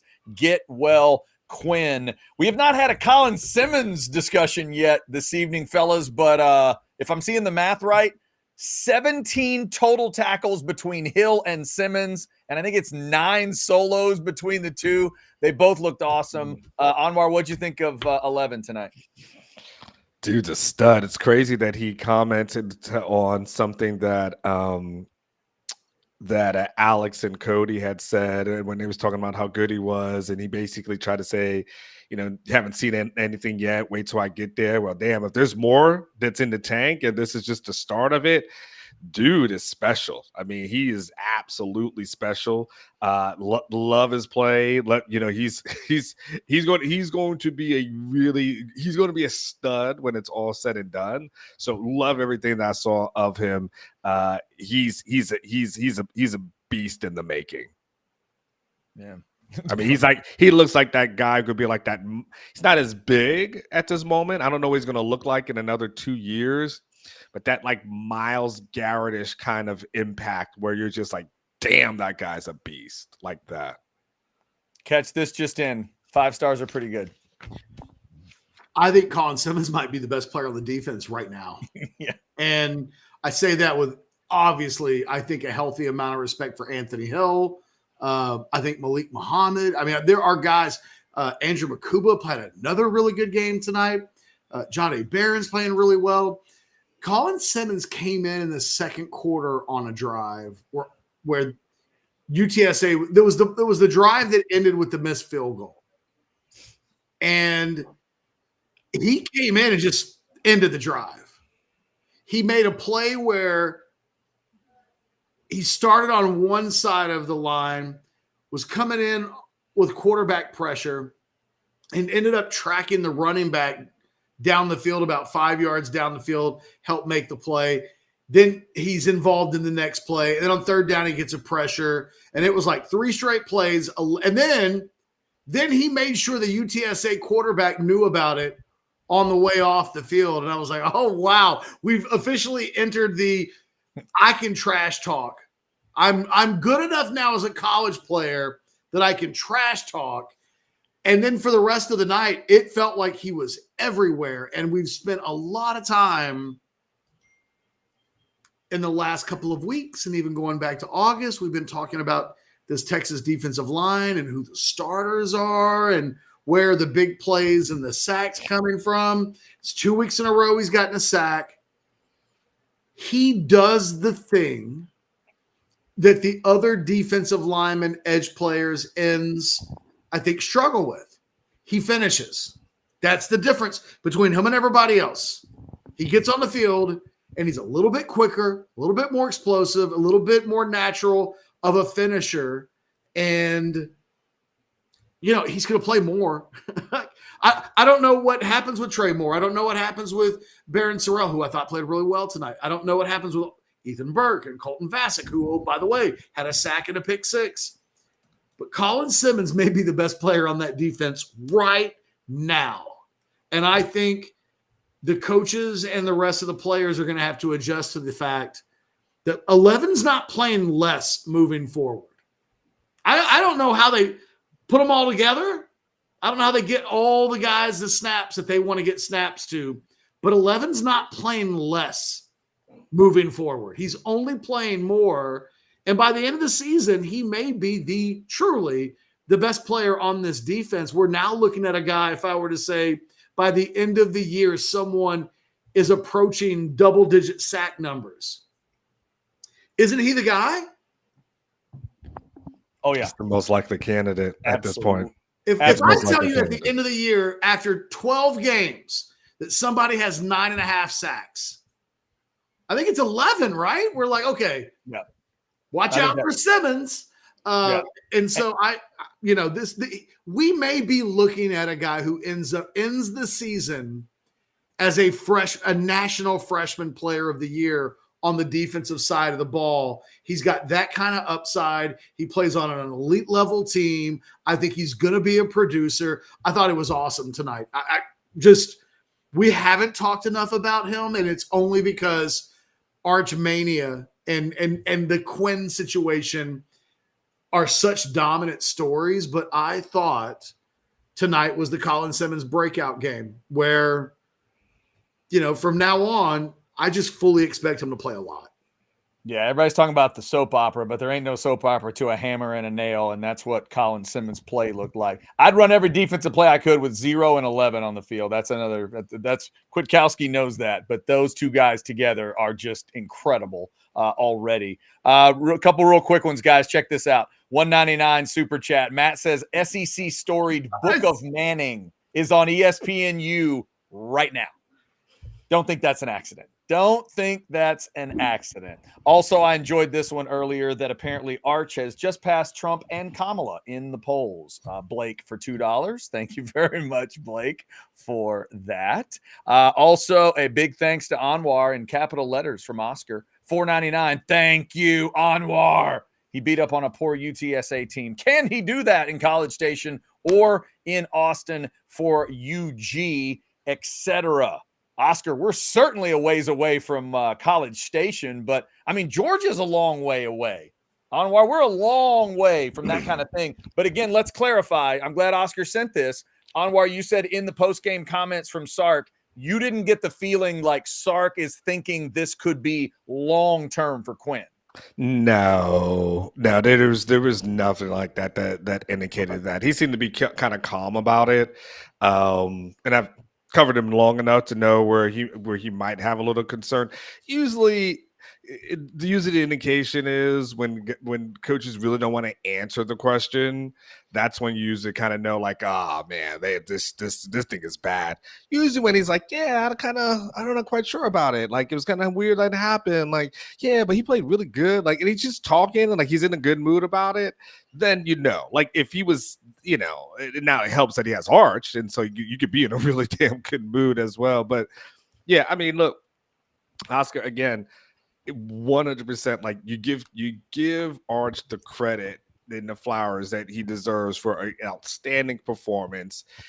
And then you also bake in that it was against UTSA, which is, again, they got dragged by Texas State, so they're not good. They're not good at all. So but you give the guy credit and you say good, and then you say hopefully if he has to play next week, go out and do the damn thing versus La Monroe and have a good time and do that, and then you wait for your starter to come back, and then knowing going forward, by the time that dude comes in to catch next year, I mean, he's probably a record setter. Okay, so I got some hot takes. You're not gonna say for Overreaction Monday? I am not. Although, look, this might be my Overreaction Monday thing. I don't know. We'll see how overreactive all of us get with 48 hours ish to kind of not quite, I guess, to soak on this, but 36 hours. I think context is important here when we have some of this Arch Manning discussion. Arch Manning is fully expected to be the number 1 overall pick in the NFL draft in like 2027. He is. And when the guys go number 1 overall and they're unanimous, quite frankly, that's what was expected of Quinn. Caleb Williams had some of that. Those guys enter college, and the expectations for a guy who's a consensus number 1 overall player in America is that guy's going to end up being the number 1 overall pick in the draft. That is what is expected of him eventually. He's not there yet. It's 2024. I'm talking 2027. But, there will be NFL general managers next year. The guy that drafts Quinn Ewers. If you told him, well, hey, no Quinn Ewers, but you can draft the rights of Arch Manning instead of drafting Quinn Ewers outright, there might be NFL general managers who would say, you know what? I'll do it. I'll sit and I'll wait, and he can come out. And so when we talk about Arch, understand that everything that he's doing is in the context of the expectations are that he's going to be a super player. So when he does super things as he did tonight, he had a super performance against a really bad team. You have to keep in mind that, like, the expectations are this is where he's eventually getting to. Every time he plays, eventually the expectation will be he is a great player. He will be expected to be a number one overall top of the draft guy. And we're not quite there yet with Quinn. We're not far away, but we're not there yet. Here's my hot take. I think Quinn Ewers is better than Arch Manning. I think that. But I don't know that. Because the two guys are different. They don't do it the same way. They've got slightly different skills in terms of how they play the position. But I don't think there's a great distance between the two. I really want to see Quinn play a full season because I think he may prove me wrong. And we may see at the end of the season where he could play a full 12 games. He sets records. He beats a bunch of badass teams like OU and Georgia and the things that are left on the schedule. But I don't have a lot of doubt about Arch Manning. And the one thing that I would say is the same thing that I would have told Anwar Richardson a couple of years ago about Quinn. I would still say about Arch, though. He's got some bad games in him. And your young quarterbacks, they all do. So at some point, if you run out with a true freshman enough times, eventually he's probably going to have a real stinker of a game. But I saw Colt McCoy in 2009 in a year when Texas went to a national championship. I watched him turn the ball over 3 times against Oklahoma. He was awful. They won that game in spite of him. So I've seen really good teams make it really far and have a sketchy quarterback performance mixed in. I don't know. Like, I think Quinn is better, but I don't know that. And I certainly don't know that there's a significant gap between the two, that giving Arch Manning more and more reps doesn't help him even close the gap or potentially pass Quinn. It would not be an insult to say, well, look, I think at the end of the year, Quinn might not be as good as Arch. If Arch got a real run of games and played, by the end of the year, we could have that as a legitimate conversation. And I don't think it's an insult to Quinn. I think, again, when we talk about Arch Manning, we're talking about a guy who has very special expectations placed on him. And what did he look like tonight? A guy that was worthy of having some pretty special expectations. Yeah, I mean, I would agree with you, Catch. I mean, it's. I mean, if you had a choice, if we're talking 5 stars right now, Catch, would you rather have Jackson Arnold? Or would you rather have Arch Manning at this point? I mean, I feel like I saw a video the other day where this girl was being asked to name like her favorite pop star. Uh-huh. And she was like, this girl, this woman, and then she got to Rihanna, and she was like, it's Rihanna no matter what you say. And they started throwing out names, and she's like, Rihanna. It would be like Whitney Houston, Rihanna. Like, it didn't matter who the woman said. She was taking Rihanna. I feel that way about Arch Manning. There's nobody that you could mention who I would take over Arch Manning right now. You could name them all. My answer will be Arch. I mean, I can name him, but it would just start getting insulting, because if I was like, okay, well, what about Connor Weigman? You would say what? I could Coach. Catch. I said Coach, but hell, I bet you if I just went through the list of the 5 stars over the past 3 or 4 seasons, on Rivals, I my guess is you probably take Arch over all those guys.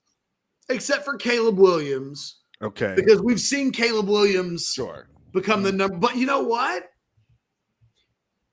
God, if you ask me, who do I think is going to end up being a better NFL player between Caleb Williams and Arch Manning? I mean, if somebody wanted to take Arch, he's a Manning. He's a Manning. And, and he looks good. You know what's funny, Onward? You and I don't always talk about all of the stuff we hear.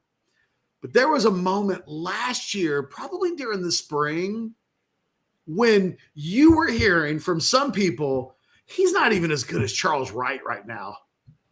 Right? It was like, yes. There's no reason to yell fire in a crowded theater. There was no reason to do a story where it's like, Manning sucks, Wright is better. Like, that didn't happen. But behind the scenes, you were hearing like it. And it's funny because it's kind of the same things were happening with Quinn early on. There were like these little, how smart is he? Is he really ready for this level of play? He looks completely out of sorts. It's funny to think about that now because it wasn't that long ago when Arch hadn't yet adjusted to this level of football. And there were people who I think rightfully were questioning, God, was this guy really the number one player in America? Really? Oh, yeah, that happened. I mean, especially after even if we go past the things you heard behind the scenes, people couldn't believe that he was behind Malik Murphy last year. And they were like, how is that possible? Like, and so there were people going into this season who had said the only reason Manning got that 5-star rating was because of his father, his legacy, his legacy, more so than anything else. That rivals overranked him, other people overrated him. Did he really play elite competition in high school? I mean, like, who did he really go against? You know what? He never went to any of the camps. Yep. Like, how good is this guy? He doesn't even like to compete. He never goes to the camps to compete against anybody. Like, there were, ironically, a lot of knocks and criticisms against him where people were just like, man, he's just riding that coattail because he ain't really that good. And there's going to be a lot of people going to have to eat whatever you want to call it because he's showing that he is that good. And again, if you just view it in this instance of, you know what, balled out versus UTSA, that's good reps for him. But he'll probably do great against La Monroe. That'll probably be some good reps for him, right? And then we'll see what happens over the next couple of weeks. But if you get to say, man, he got to play, which we always kind of said, he'll probably play in 3 out of 4 games to start the season. Well, he's playing in 3 out of 4 games to start the season. It's uncanny that it happened, Anwar, exactly like we literally talked about the entire offseason. Yes, literally, like he's going to play in 3 out of 4 games. In fact, Catch, I think we did Overreaction Monday. I think someone asked us, like, well, why doesn't Manning play more? And why didn't he play more in the Michigan game? And did they do him a disservice? And we're like, he's going to play against UTSA. He's going to play against La Monroe. Like, probably going to play against Mississippi State. Like, he's going to play. We've been calling the Ewers injury. Yeah. It's like and not in a bad way, not like we were doubting Quinn's ability to stay healthy, although that is a real thing. We've just leaned on, like, look, man, if you just start in 2014 and you look at the Texas Longhorn football seasons, more times than not, the backup quarterback's got to start a couple of games. Like, that's just the way that it goes. This is kind of that moment in the season where you felt like it could happen. He might miss a couple of games. It's wild that you could kind of see this coming.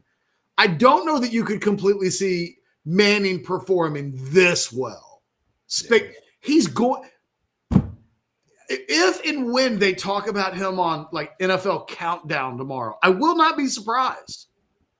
Like, this is, I told them, I said earlier today on the show, Anwar, if Quinn misses a game or two, let's say he misses 2 games, hey, they got 2 weeks between Mississippi State and Oklahoma. It'd make a lot of sense. They don't need Quinn to win the next 2. By the time Manning comes in, we will hear Stephen A. Smith give a first take hot take on Arch Manning and Quinn Ewers before it's all said and done. That his level of fame and the interest in which ESPN will take in him playing will mean we will hear things like Stephen A. Smith venture into the world of college football to give us a spicy hot Arch Manning, Quinn Ewers take. And, you know, I'm here for it. It sounds, if nothing else, it will make everything we do more interesting. You think? Catch, first of all, now, Catch, when I go on people's shows and they ask me about Manning, I can't poo-poo why you asking me about the backup. Now I actually have to entertain the conversation because, yeah, I mean, it's dominant. I guarantee, I can only imagine what the play looks like nationally so far, what it'll look like on the college things, what it's going to look like, next week on the Talking Head shows. I'm sure. Hey, Anwar, real quick, Chad, do we still have the tweet in the system? Yeah. Can we put this up in the event that Anwar didn't see it? I probably did it. 1 second. It's from Brian Davis. Yeah. Anwar. Okay, well, that could be good or bad. Let's see. Anwar. Just how wild is this?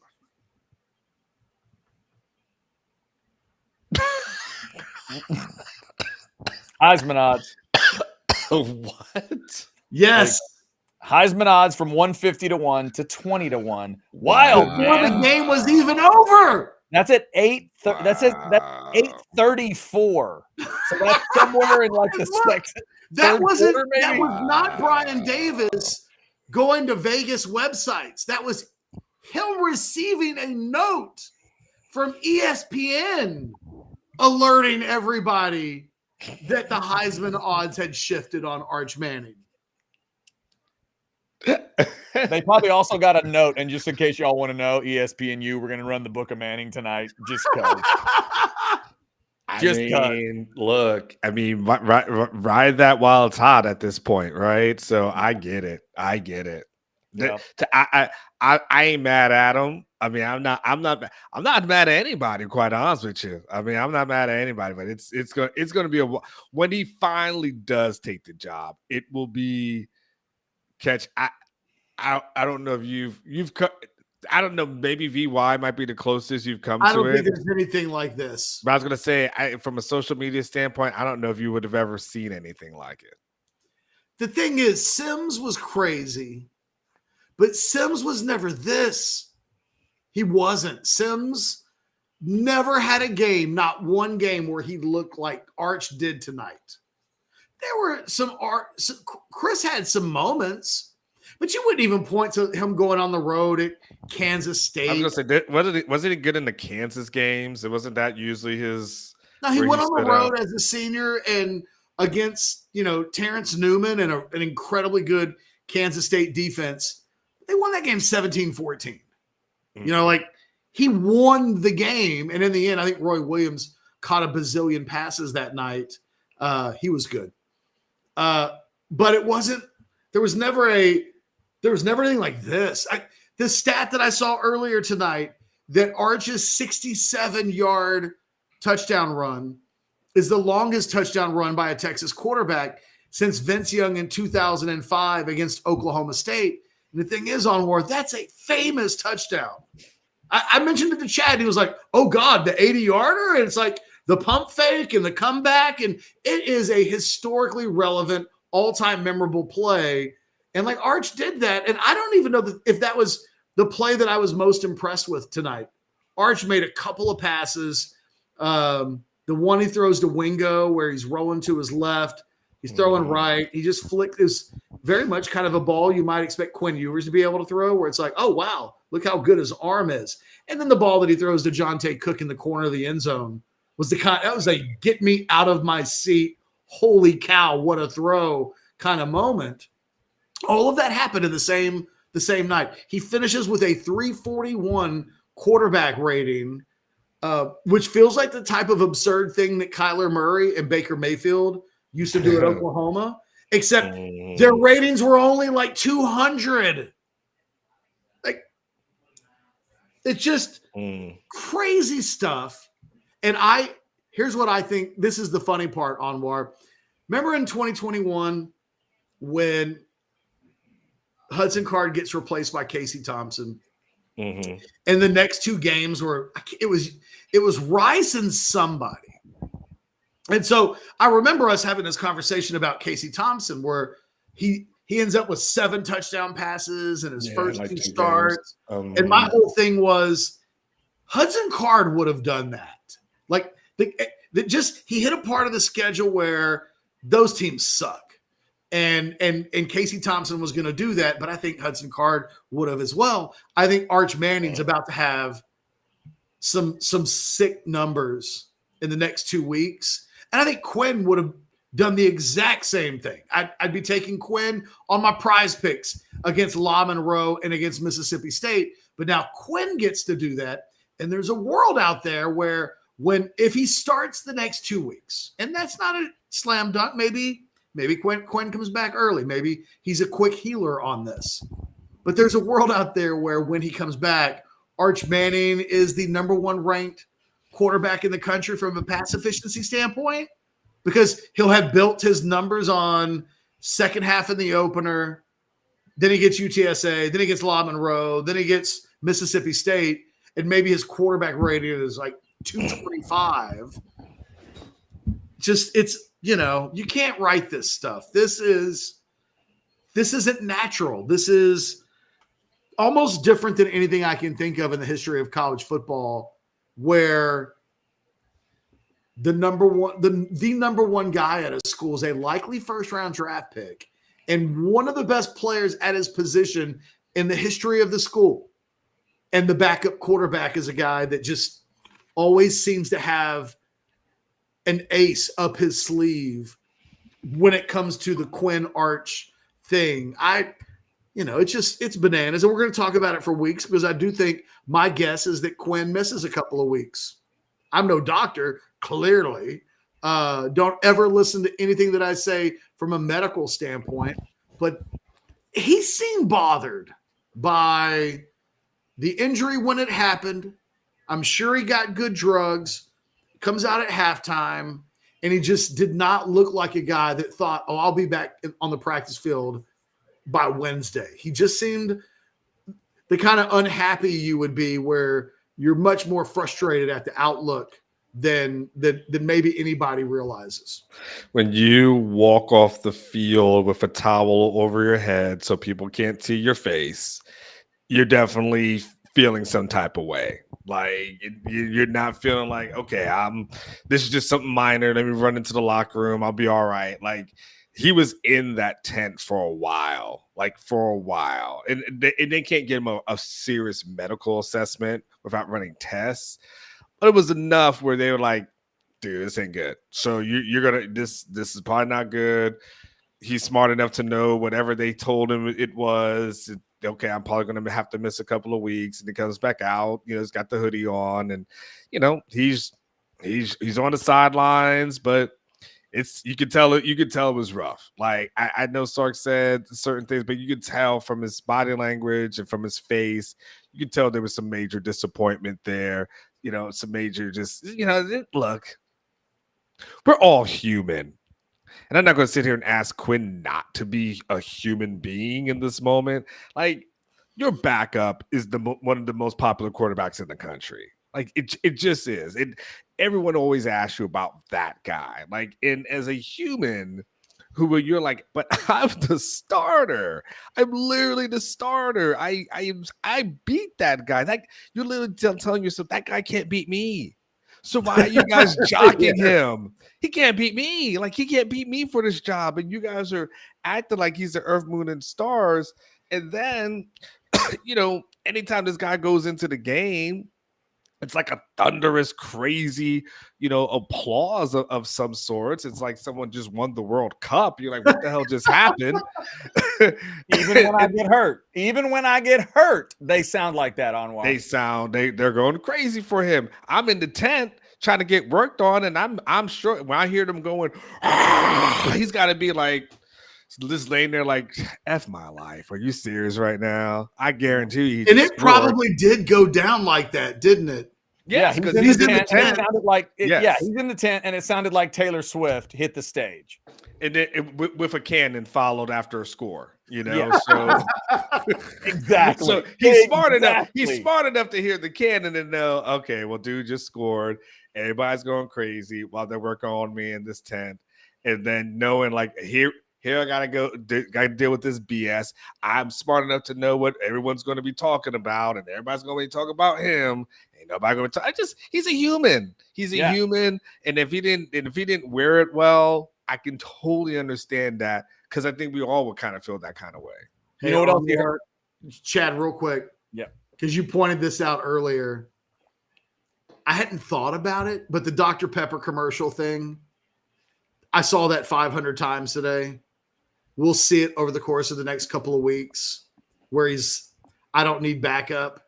You know what I mean? Like that commercial's not coming off the playlist because Arch is playing and Quinn's not. It's just like it's just a bunch of stuff you add up all to one. And here's an idea, guys, from ATX Bates on what happens next. $4.99 Dr. Pepper commercial this week. Arch drops in via helicopter and goes, "Somebody call for backup," then winks. Yeah, right, exactly. But yeah, they're not getting rid of it, Anwar. That commercial is going to run over. The example I brought up was Caleb Williams. Remember when Caleb got hurt? They still ran that commercial. He walked under that ladder 400 times after that and said, remember that whole thing was, "I'm going to walk under a ladder. I don't believe in bad luck." And he was out. They ran it the whole season. It'd be interesting. It just adds to what Anwar was talking about. Yeah. That you could fully understand anything. I mean, there's a good chance he lost the Heisman tonight. Maybe not. I actually do think he could miss a couple of games. Oh, yeah. Play against Oklahoma, play against Georgia. That schedule's coming. He's fine. Yeah, He's like fine I on think. that. I mean, it ain't like Carson Beck lit the world on fire tonight. No, there's still a path for him to win the Heisman. Yep. But if you're playing and you're the favorite, and then you get hurt, and you don't quite know, maybe I don't get to play in the next couple of games. Maybe we may get to the end of the season and go, you know what? The night he got hurt against UTSA, we didn't want to admit it, but we probably knew that he lost the Heisman that night because it essentially meant missing 2.5, 2 3/4 games, and how would that impact his numbers? And I think he can still win it. I really do. But, like there's a million things that would be running through your mind right now. None of them are good. I as a human being, I feel awful for Quinn tonight. Like that, Anwar, he didn't get hurt because some big fat dude fell on him. It looks like he got spun around or something. It looks like it was a relatively benign piece of contact that occurred. And here we are. And, if a big guy falls on you, and it's like, well, whatever NFL team drafts him, they're going to have to protect him because he can't have, big guys falling on him. He will break apart. But this was something else. This was like, God, we're at a point now where Quinn can get hurt, and it's not because somebody hit him hard or landed on him, or this was maybe the most frustrating from my perspective as an outsider watching it. This might have been the most purely frustrating of them all because that he shouldn't have gotten hurt because of whatever happened that happened. It feels like a pretty freak occurrence. Catch the what's got to be frustrating too is one of the reasons why Quinn came back and had to come back, because he had to prove to NFL teams that he was durable and that he can last, a 17 game, NFL season, 16 game NFL season. And so, they were like, "Hey, you've got a lot of injuries. Like we just need to see you stay healthy." So I'm sure it has to be like, okay, I know that it's in the back of my mind. Like I'm doing everything to keep my body in good shape. I'm working out. Like I'm doing everything I need to do. And now that happens, and now I have to miss. And now, not only this season, but now next year when it's teams are like, Can we invest in a franchise, him as my franchise guy? Like, is he going to stay healthy? Can we, all those kind of things? Like, that has to play a part as well, and that has to be frustrating because the one thing that NFL teams want to see is a healthy Quinn Ewers, and if they have doubts, this only adds to it, and that's the frustrating thing. That's where his agents got to work overtime. Well, and Anwar, that's why, as much as I do thank Gerard for the $1.99 super chat, Quinn's body language is horrible. To me, if there's one day where we can't play that game, it's today because of everything you and Ketch have just been talking about. Because the human nature of today on number 3 had to be damn tough. And if I'm Quinn Ewers, I would say to the fans, y'all going to have to excuse me if my face didn't look right at some point today. Everybody was loving my backup while I'm hurt. I'm literally in freaking pain, and you guys are literally just screaming for this guy. While I'm literally just like, oh my god, this hurts, and it's like it's like catch. You can't go, and all of a sudden you're like, man, I'm in the hospital right now, and everyone's like, boy. Cody wrote the greatest column on that when he filled in for you, Catch. Catch, can you believe how amazing Cody's thoughts from the weekend were? You're like, yo, but I'm in the hospital. Like, man, that shit was amazing. Look at him go. He can't wait till he takes over for Catch one day. Exactly. Can't wait till he's the guy. You're like, guys, I'm hurting. Oh, think about this injury from what I understand about it, Chad. It does seem like this is the kind of injury that if you do come back too soon, it can be problematic. So this is a rest and ice and stretch. Like part of his rehab will be he'll be on one of those big medicine balls and, stretching his back and get some stem, right? Get a little machine that's going to send, help it. It is one of these things like, for a normal human being who's not an athlete, it says on the internet, if you just Google abdominal strain injury, it'll pop up what the expectations are for recovery. And just for a normal human being to do normal human being things, it's like 2 or 3 weeks. But that's just sitting at your desk and not being in pain. And you know what I mean? Like it's And again, realize technically there's 4 till OU. My question, Anwar, would be deep down in Sark's mind tonight, if you could talk to Sark and get all the truth out of him, would he tell you, Anwar, I gotta have some reps from Quinn against Mississippi State before we head to Dallas? I don't want to go 3 full games here, or not 3. I don't want to go 2 full games and an off week with Arch and then go back to Quinn against Oklahoma. Do you think he'd be uncomfortable with that idea? Sad. Well, he killed it 2 years ago without that. Yes. Yeah, he missed when he got injured and had to miss a couple of games. His first game back was OU. And he played pretty damn well, in that game. So that's true. I think he's okay, as far as that is concerned. I don't think that would be a concern for him. I think his learned experience will be we just got to have him for OU. I think you might be right. And have him ready for the long haul, because that's the one thing Sark has talked about continuously in the offseason. It's a long season.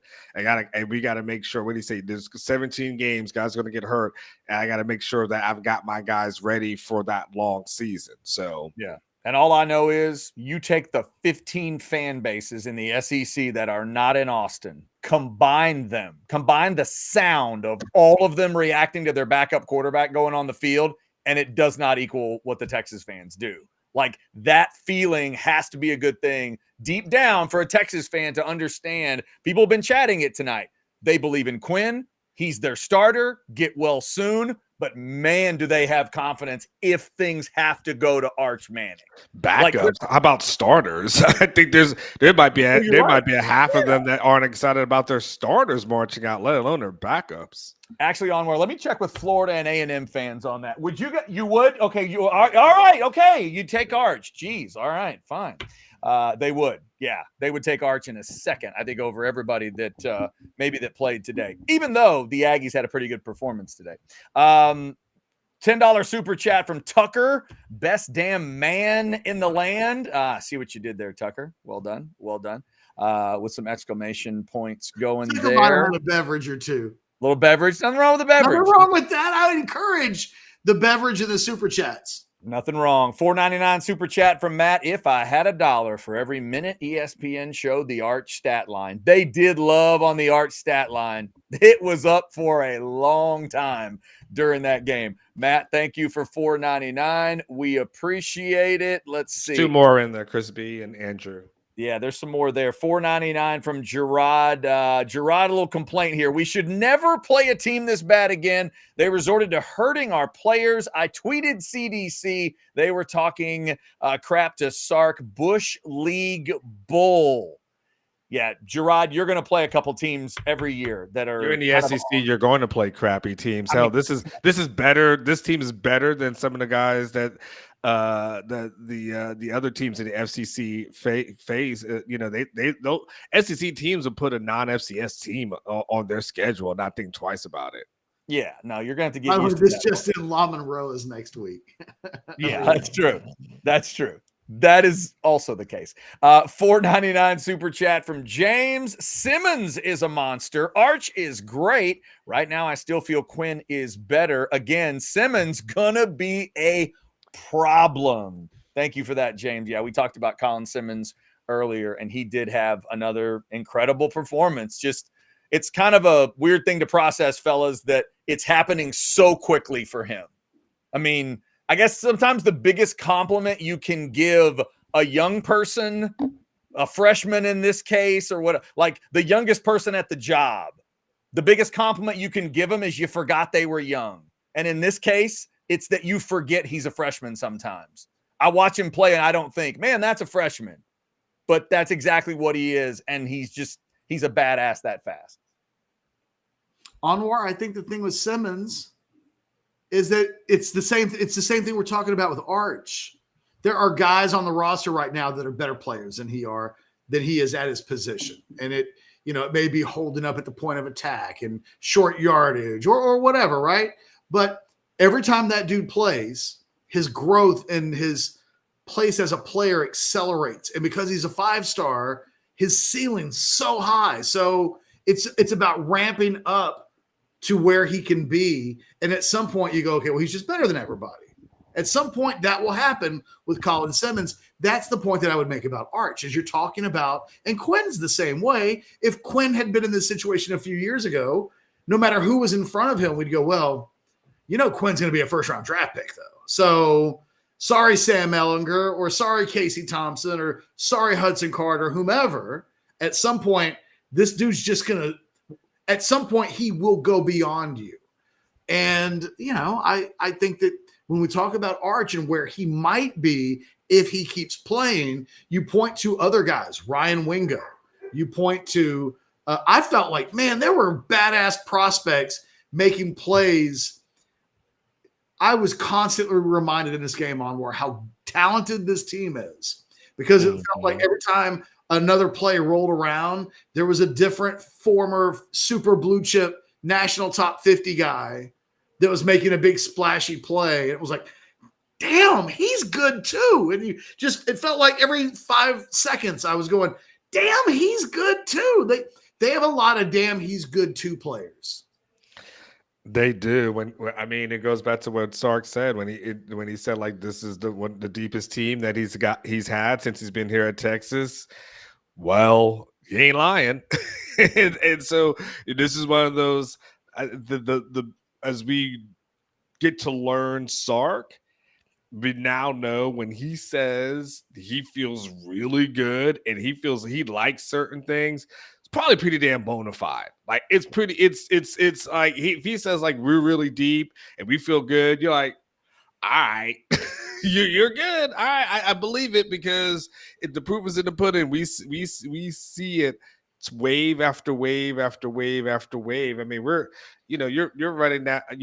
Jared Gibson was a 4th-string back up in back in the beginning of August, right? So then he's playing. So he's absolutely correct in his assessment. By the way, how about that hit that Ty Anthony Smith? I was about to say, how about that? How about that one? Good grief. And that guy's not even supposed to be that good yet. Yeah, I believe that. Crazy part. I had to, when I saw that one, it was like, wait, whose number was it? 26 on defense? I wasn't, I was like, wait, that's Wisner on offense. Who is that on defense? And then you see the names like, okay, there you go, young fella. By the way, guys, I'll read the nice version of this and we'll move on. Matt for $4.99. Alex Dunlap is going to be very excited about the Colin Simmons deep dig. Matt, thank you for the super chat. And he will, yes, the deep dig on Colin Simmons will be very exciting this week. We got this one from Patrick, $5 super chat. Beverages all around. Thank you, Patrick. Thank you for that. Yes, beverages are good. Beverages are always good. We hope you're having good beverages tonight. Couldn't have been bad after that. Are we caught up on super chats? We are not caught up on super chats. Let's go through these quick. Yeah, let's do that and get Anwar out of the stadium before midnight. Yeah, like I don't know how I'm supposed to file at like 7 a.m. at this moment. Well, it just doesn't seem that way. You want to get Anwar? You want to go ahead and roll, and then we can finish up the super chat? No, let's go through them all. Let's go. You want to go? Okay. All right. $15 from Andrew. Caleb Williams, then Quinn. It's the Dr. Pepper commercial curse. Hadn't even thought of it that way as a pattern, but Andrew, there you go. It's the new Madden cover. The new Madden deal. Carrie threw this in earlier, $1.99 super chat. Texas beats Bama if Arch was the backup in 2009. Wow. Okay, Carrie, there you go. Maybe. He's probably. I mean, it's not impossible. Maybe. You still need somebody to tackle an Alabama running back. I still will bring that up. I don't know that it was a foregone conclusion. But anyway, $9.99 from Oscar. If anything was horrible, it was the fans' reaction to Arch as Quinn walked off in pain. It's just awful. And for people to judge him after an event like that, give me a break. Kind of what we've talked about before, guys. And Oscar, thank you for the super chat. It's a tough one, but Anwar, to the point, and you were there in the stadium, so you know that there's a difference between all right, Arch, here we go now. Let's keep this thing going, and flipping out like it's, like you're a massive, Elton John fan and it's his last concert ever. Those are two different things. Yes, but it's been happening the entire time since he's been here. Like we can tell you that from the time he was being recruited here, it's been out of control. It's been bananas, and just every portion of it. It's been nonstop. People taking pictures of him when he was on visits. We know when he took a visit here, Catch. We know you talk about feelings getting hurt. You remember when the Mannings were getting that golf cart treatment, and there were other recruits who are like, why are they getting that? And we gotta walk, or what's going on? And one recruit's feelings got hurt, may or may not be at A&M now, but one recruit's feelings got hurt about that thing. And yeah, hey, it's just such his life sometimes. Sometimes someone's just that big. Travis Kelce thought he was a star. Travis Kelce thought he was a star. And then he was like, oh, so this is what a star is. It's a different deal. Different deal. This would be a good one to wrap up on, guys. And thanks to everybody for all the super chats tonight. Almost 2,800 of you in the Specs chat right now. $5 from Chris. No team ever gets penalized for a win, but doesn't this feel like a situation where Texas deserves the number 1 rank? Don't worry, I'm knocking on wood. So for both you guys, 13-12, obviously you didn't have a chance to watch every single play of Georgia and Kentucky yet, but 13-12 Georgia. Texas does that with a little Quinn Ewers and a whole bunch of Arch, and it was not even close. Do either of you have Texas at number 1 if you had an AP vote this week? Probably not. Only because it's UTSA, Kentucky. I mean, I gotta just kind of look at who they're playing, and so I'll do that against like Mississippi State, which they probably actually should. I don't think for me much is going to change. Probably until we get to like OU and Georgia weeks. Like I think I'm going to keep it the way that it is, but I'll think about it. I will say, but right now, just gut reaction, I probably still keep the 1 and 2 the way it is. Catch, what would you do? I have Texas at number 1 in my SEC power poll. Texas is the team that made the playoff last year. Texas is the team that won its conference last year. I feel like when healthy, you put Quinn Ewers on Georgia, and I think they're better. And I think if you put Carson Beck on Texas, they are a 2-loss team. So I think Texas has a real quarterback advantage when we talk about the totality of the teams. There's no reason to have Georgia ahead of Texas other than they're Georgia as a respected brand. But they're not a returning national champion. They're not a returning SEC champion. They're not a returning playoff team. Texas actually is all those things except for the national championship part. So I think when you look at these two teams so far this season, I think the thing that it's very close. Like, who's going to really nitpick anybody that has, I think either of these two teams won and the other one too. But literally an hour ago, Georgia was 20 yards. Kentucky was 20 yards away from being in field goal range to potentially beat Georgia. Texas hasn't had anybody push them like that. So for now, in 2024, I narrowly have the 2024 Longhorns ahead of the 2024 Georgia Bulldogs. Nothing changes for me. After tonight, I already had Texas at 1 and Georgia at 2 in our SEC Power Poll rankings. At the very least, you would expect those AP votes to change a little bit. 54 votes, I think it was, to 5 last week for those two, or maybe 54-4, and Ohio State had 5, something like that. So we'll see where those 3 teams are in terms of votes as well this week. And real quick, from our man CB, not a super chat, but a super hunk of data here. He puts together, since the Mac Brown era began, these are the years where Texas has needed multiple quarterbacks. And if Arch starts, 24 would add to the list. Good grief. Look at all those numbers. I mean, that's why we talked about this so much in the offseason. Exactly. Yeah, right. That's why it kind of ends up being a pertinent piece of information. Chris Bennett, we appreciate you out there in Washington State, especially if you're still up with us this damn late. I guess it's not as late for you, but thank you for hanging out with us. Yeah, Apple. It's 9:24 on the West Coast. I know. I'm started. Sorry. Not that big a deal. He was watching the Apple Cup earlier today. By the way, Colt McCoy on the Apple Cup. I got to hear a little Colt today. I thought he did a pretty good job on the Apple Cup broadcast today. All right. Anything else, fellas, before we wrap up? I'm out. Anwar's done. I thought your Aggies looked pretty good today, FYI. We haven't said anything about it, but I think Florida's – if such a thing can be the case at Florida, can be terrible – but A&M also could deserve some credit and look good in their win. I thought both of those two things were true at the same time. We'll talk more about it Monday on House Divided. But I thought your Aggies gave a performance that they can be proud of. And other than that, we can go.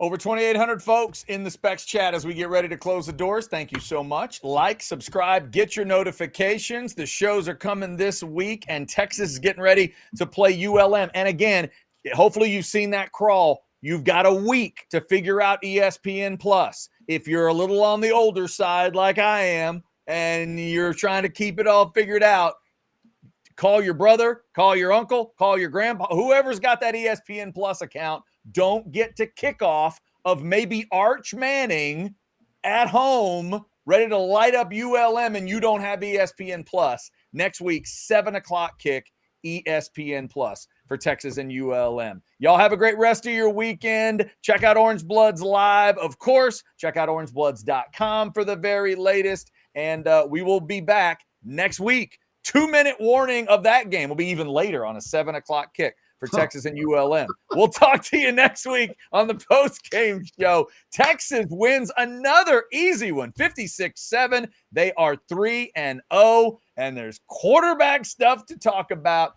Get well soon to Quinn Ewers. Hopefully you get well soon, number 3. And everybody else that got banged up in the game. Hope everybody is good. One more super chat. Chris throws in 2 at the end. Thank you, Chris. We appreciate you. Love y'all. Hook 'em. Chris, we appreciate you as well. Y'all have a good week. And thanks to the Lowy Law Firm. That's who brings you the post-game show, whether the logo's there or there. It is the Lowy Law Firm. So we appreciate them as well for the great partnership. Until next week, this is the post-game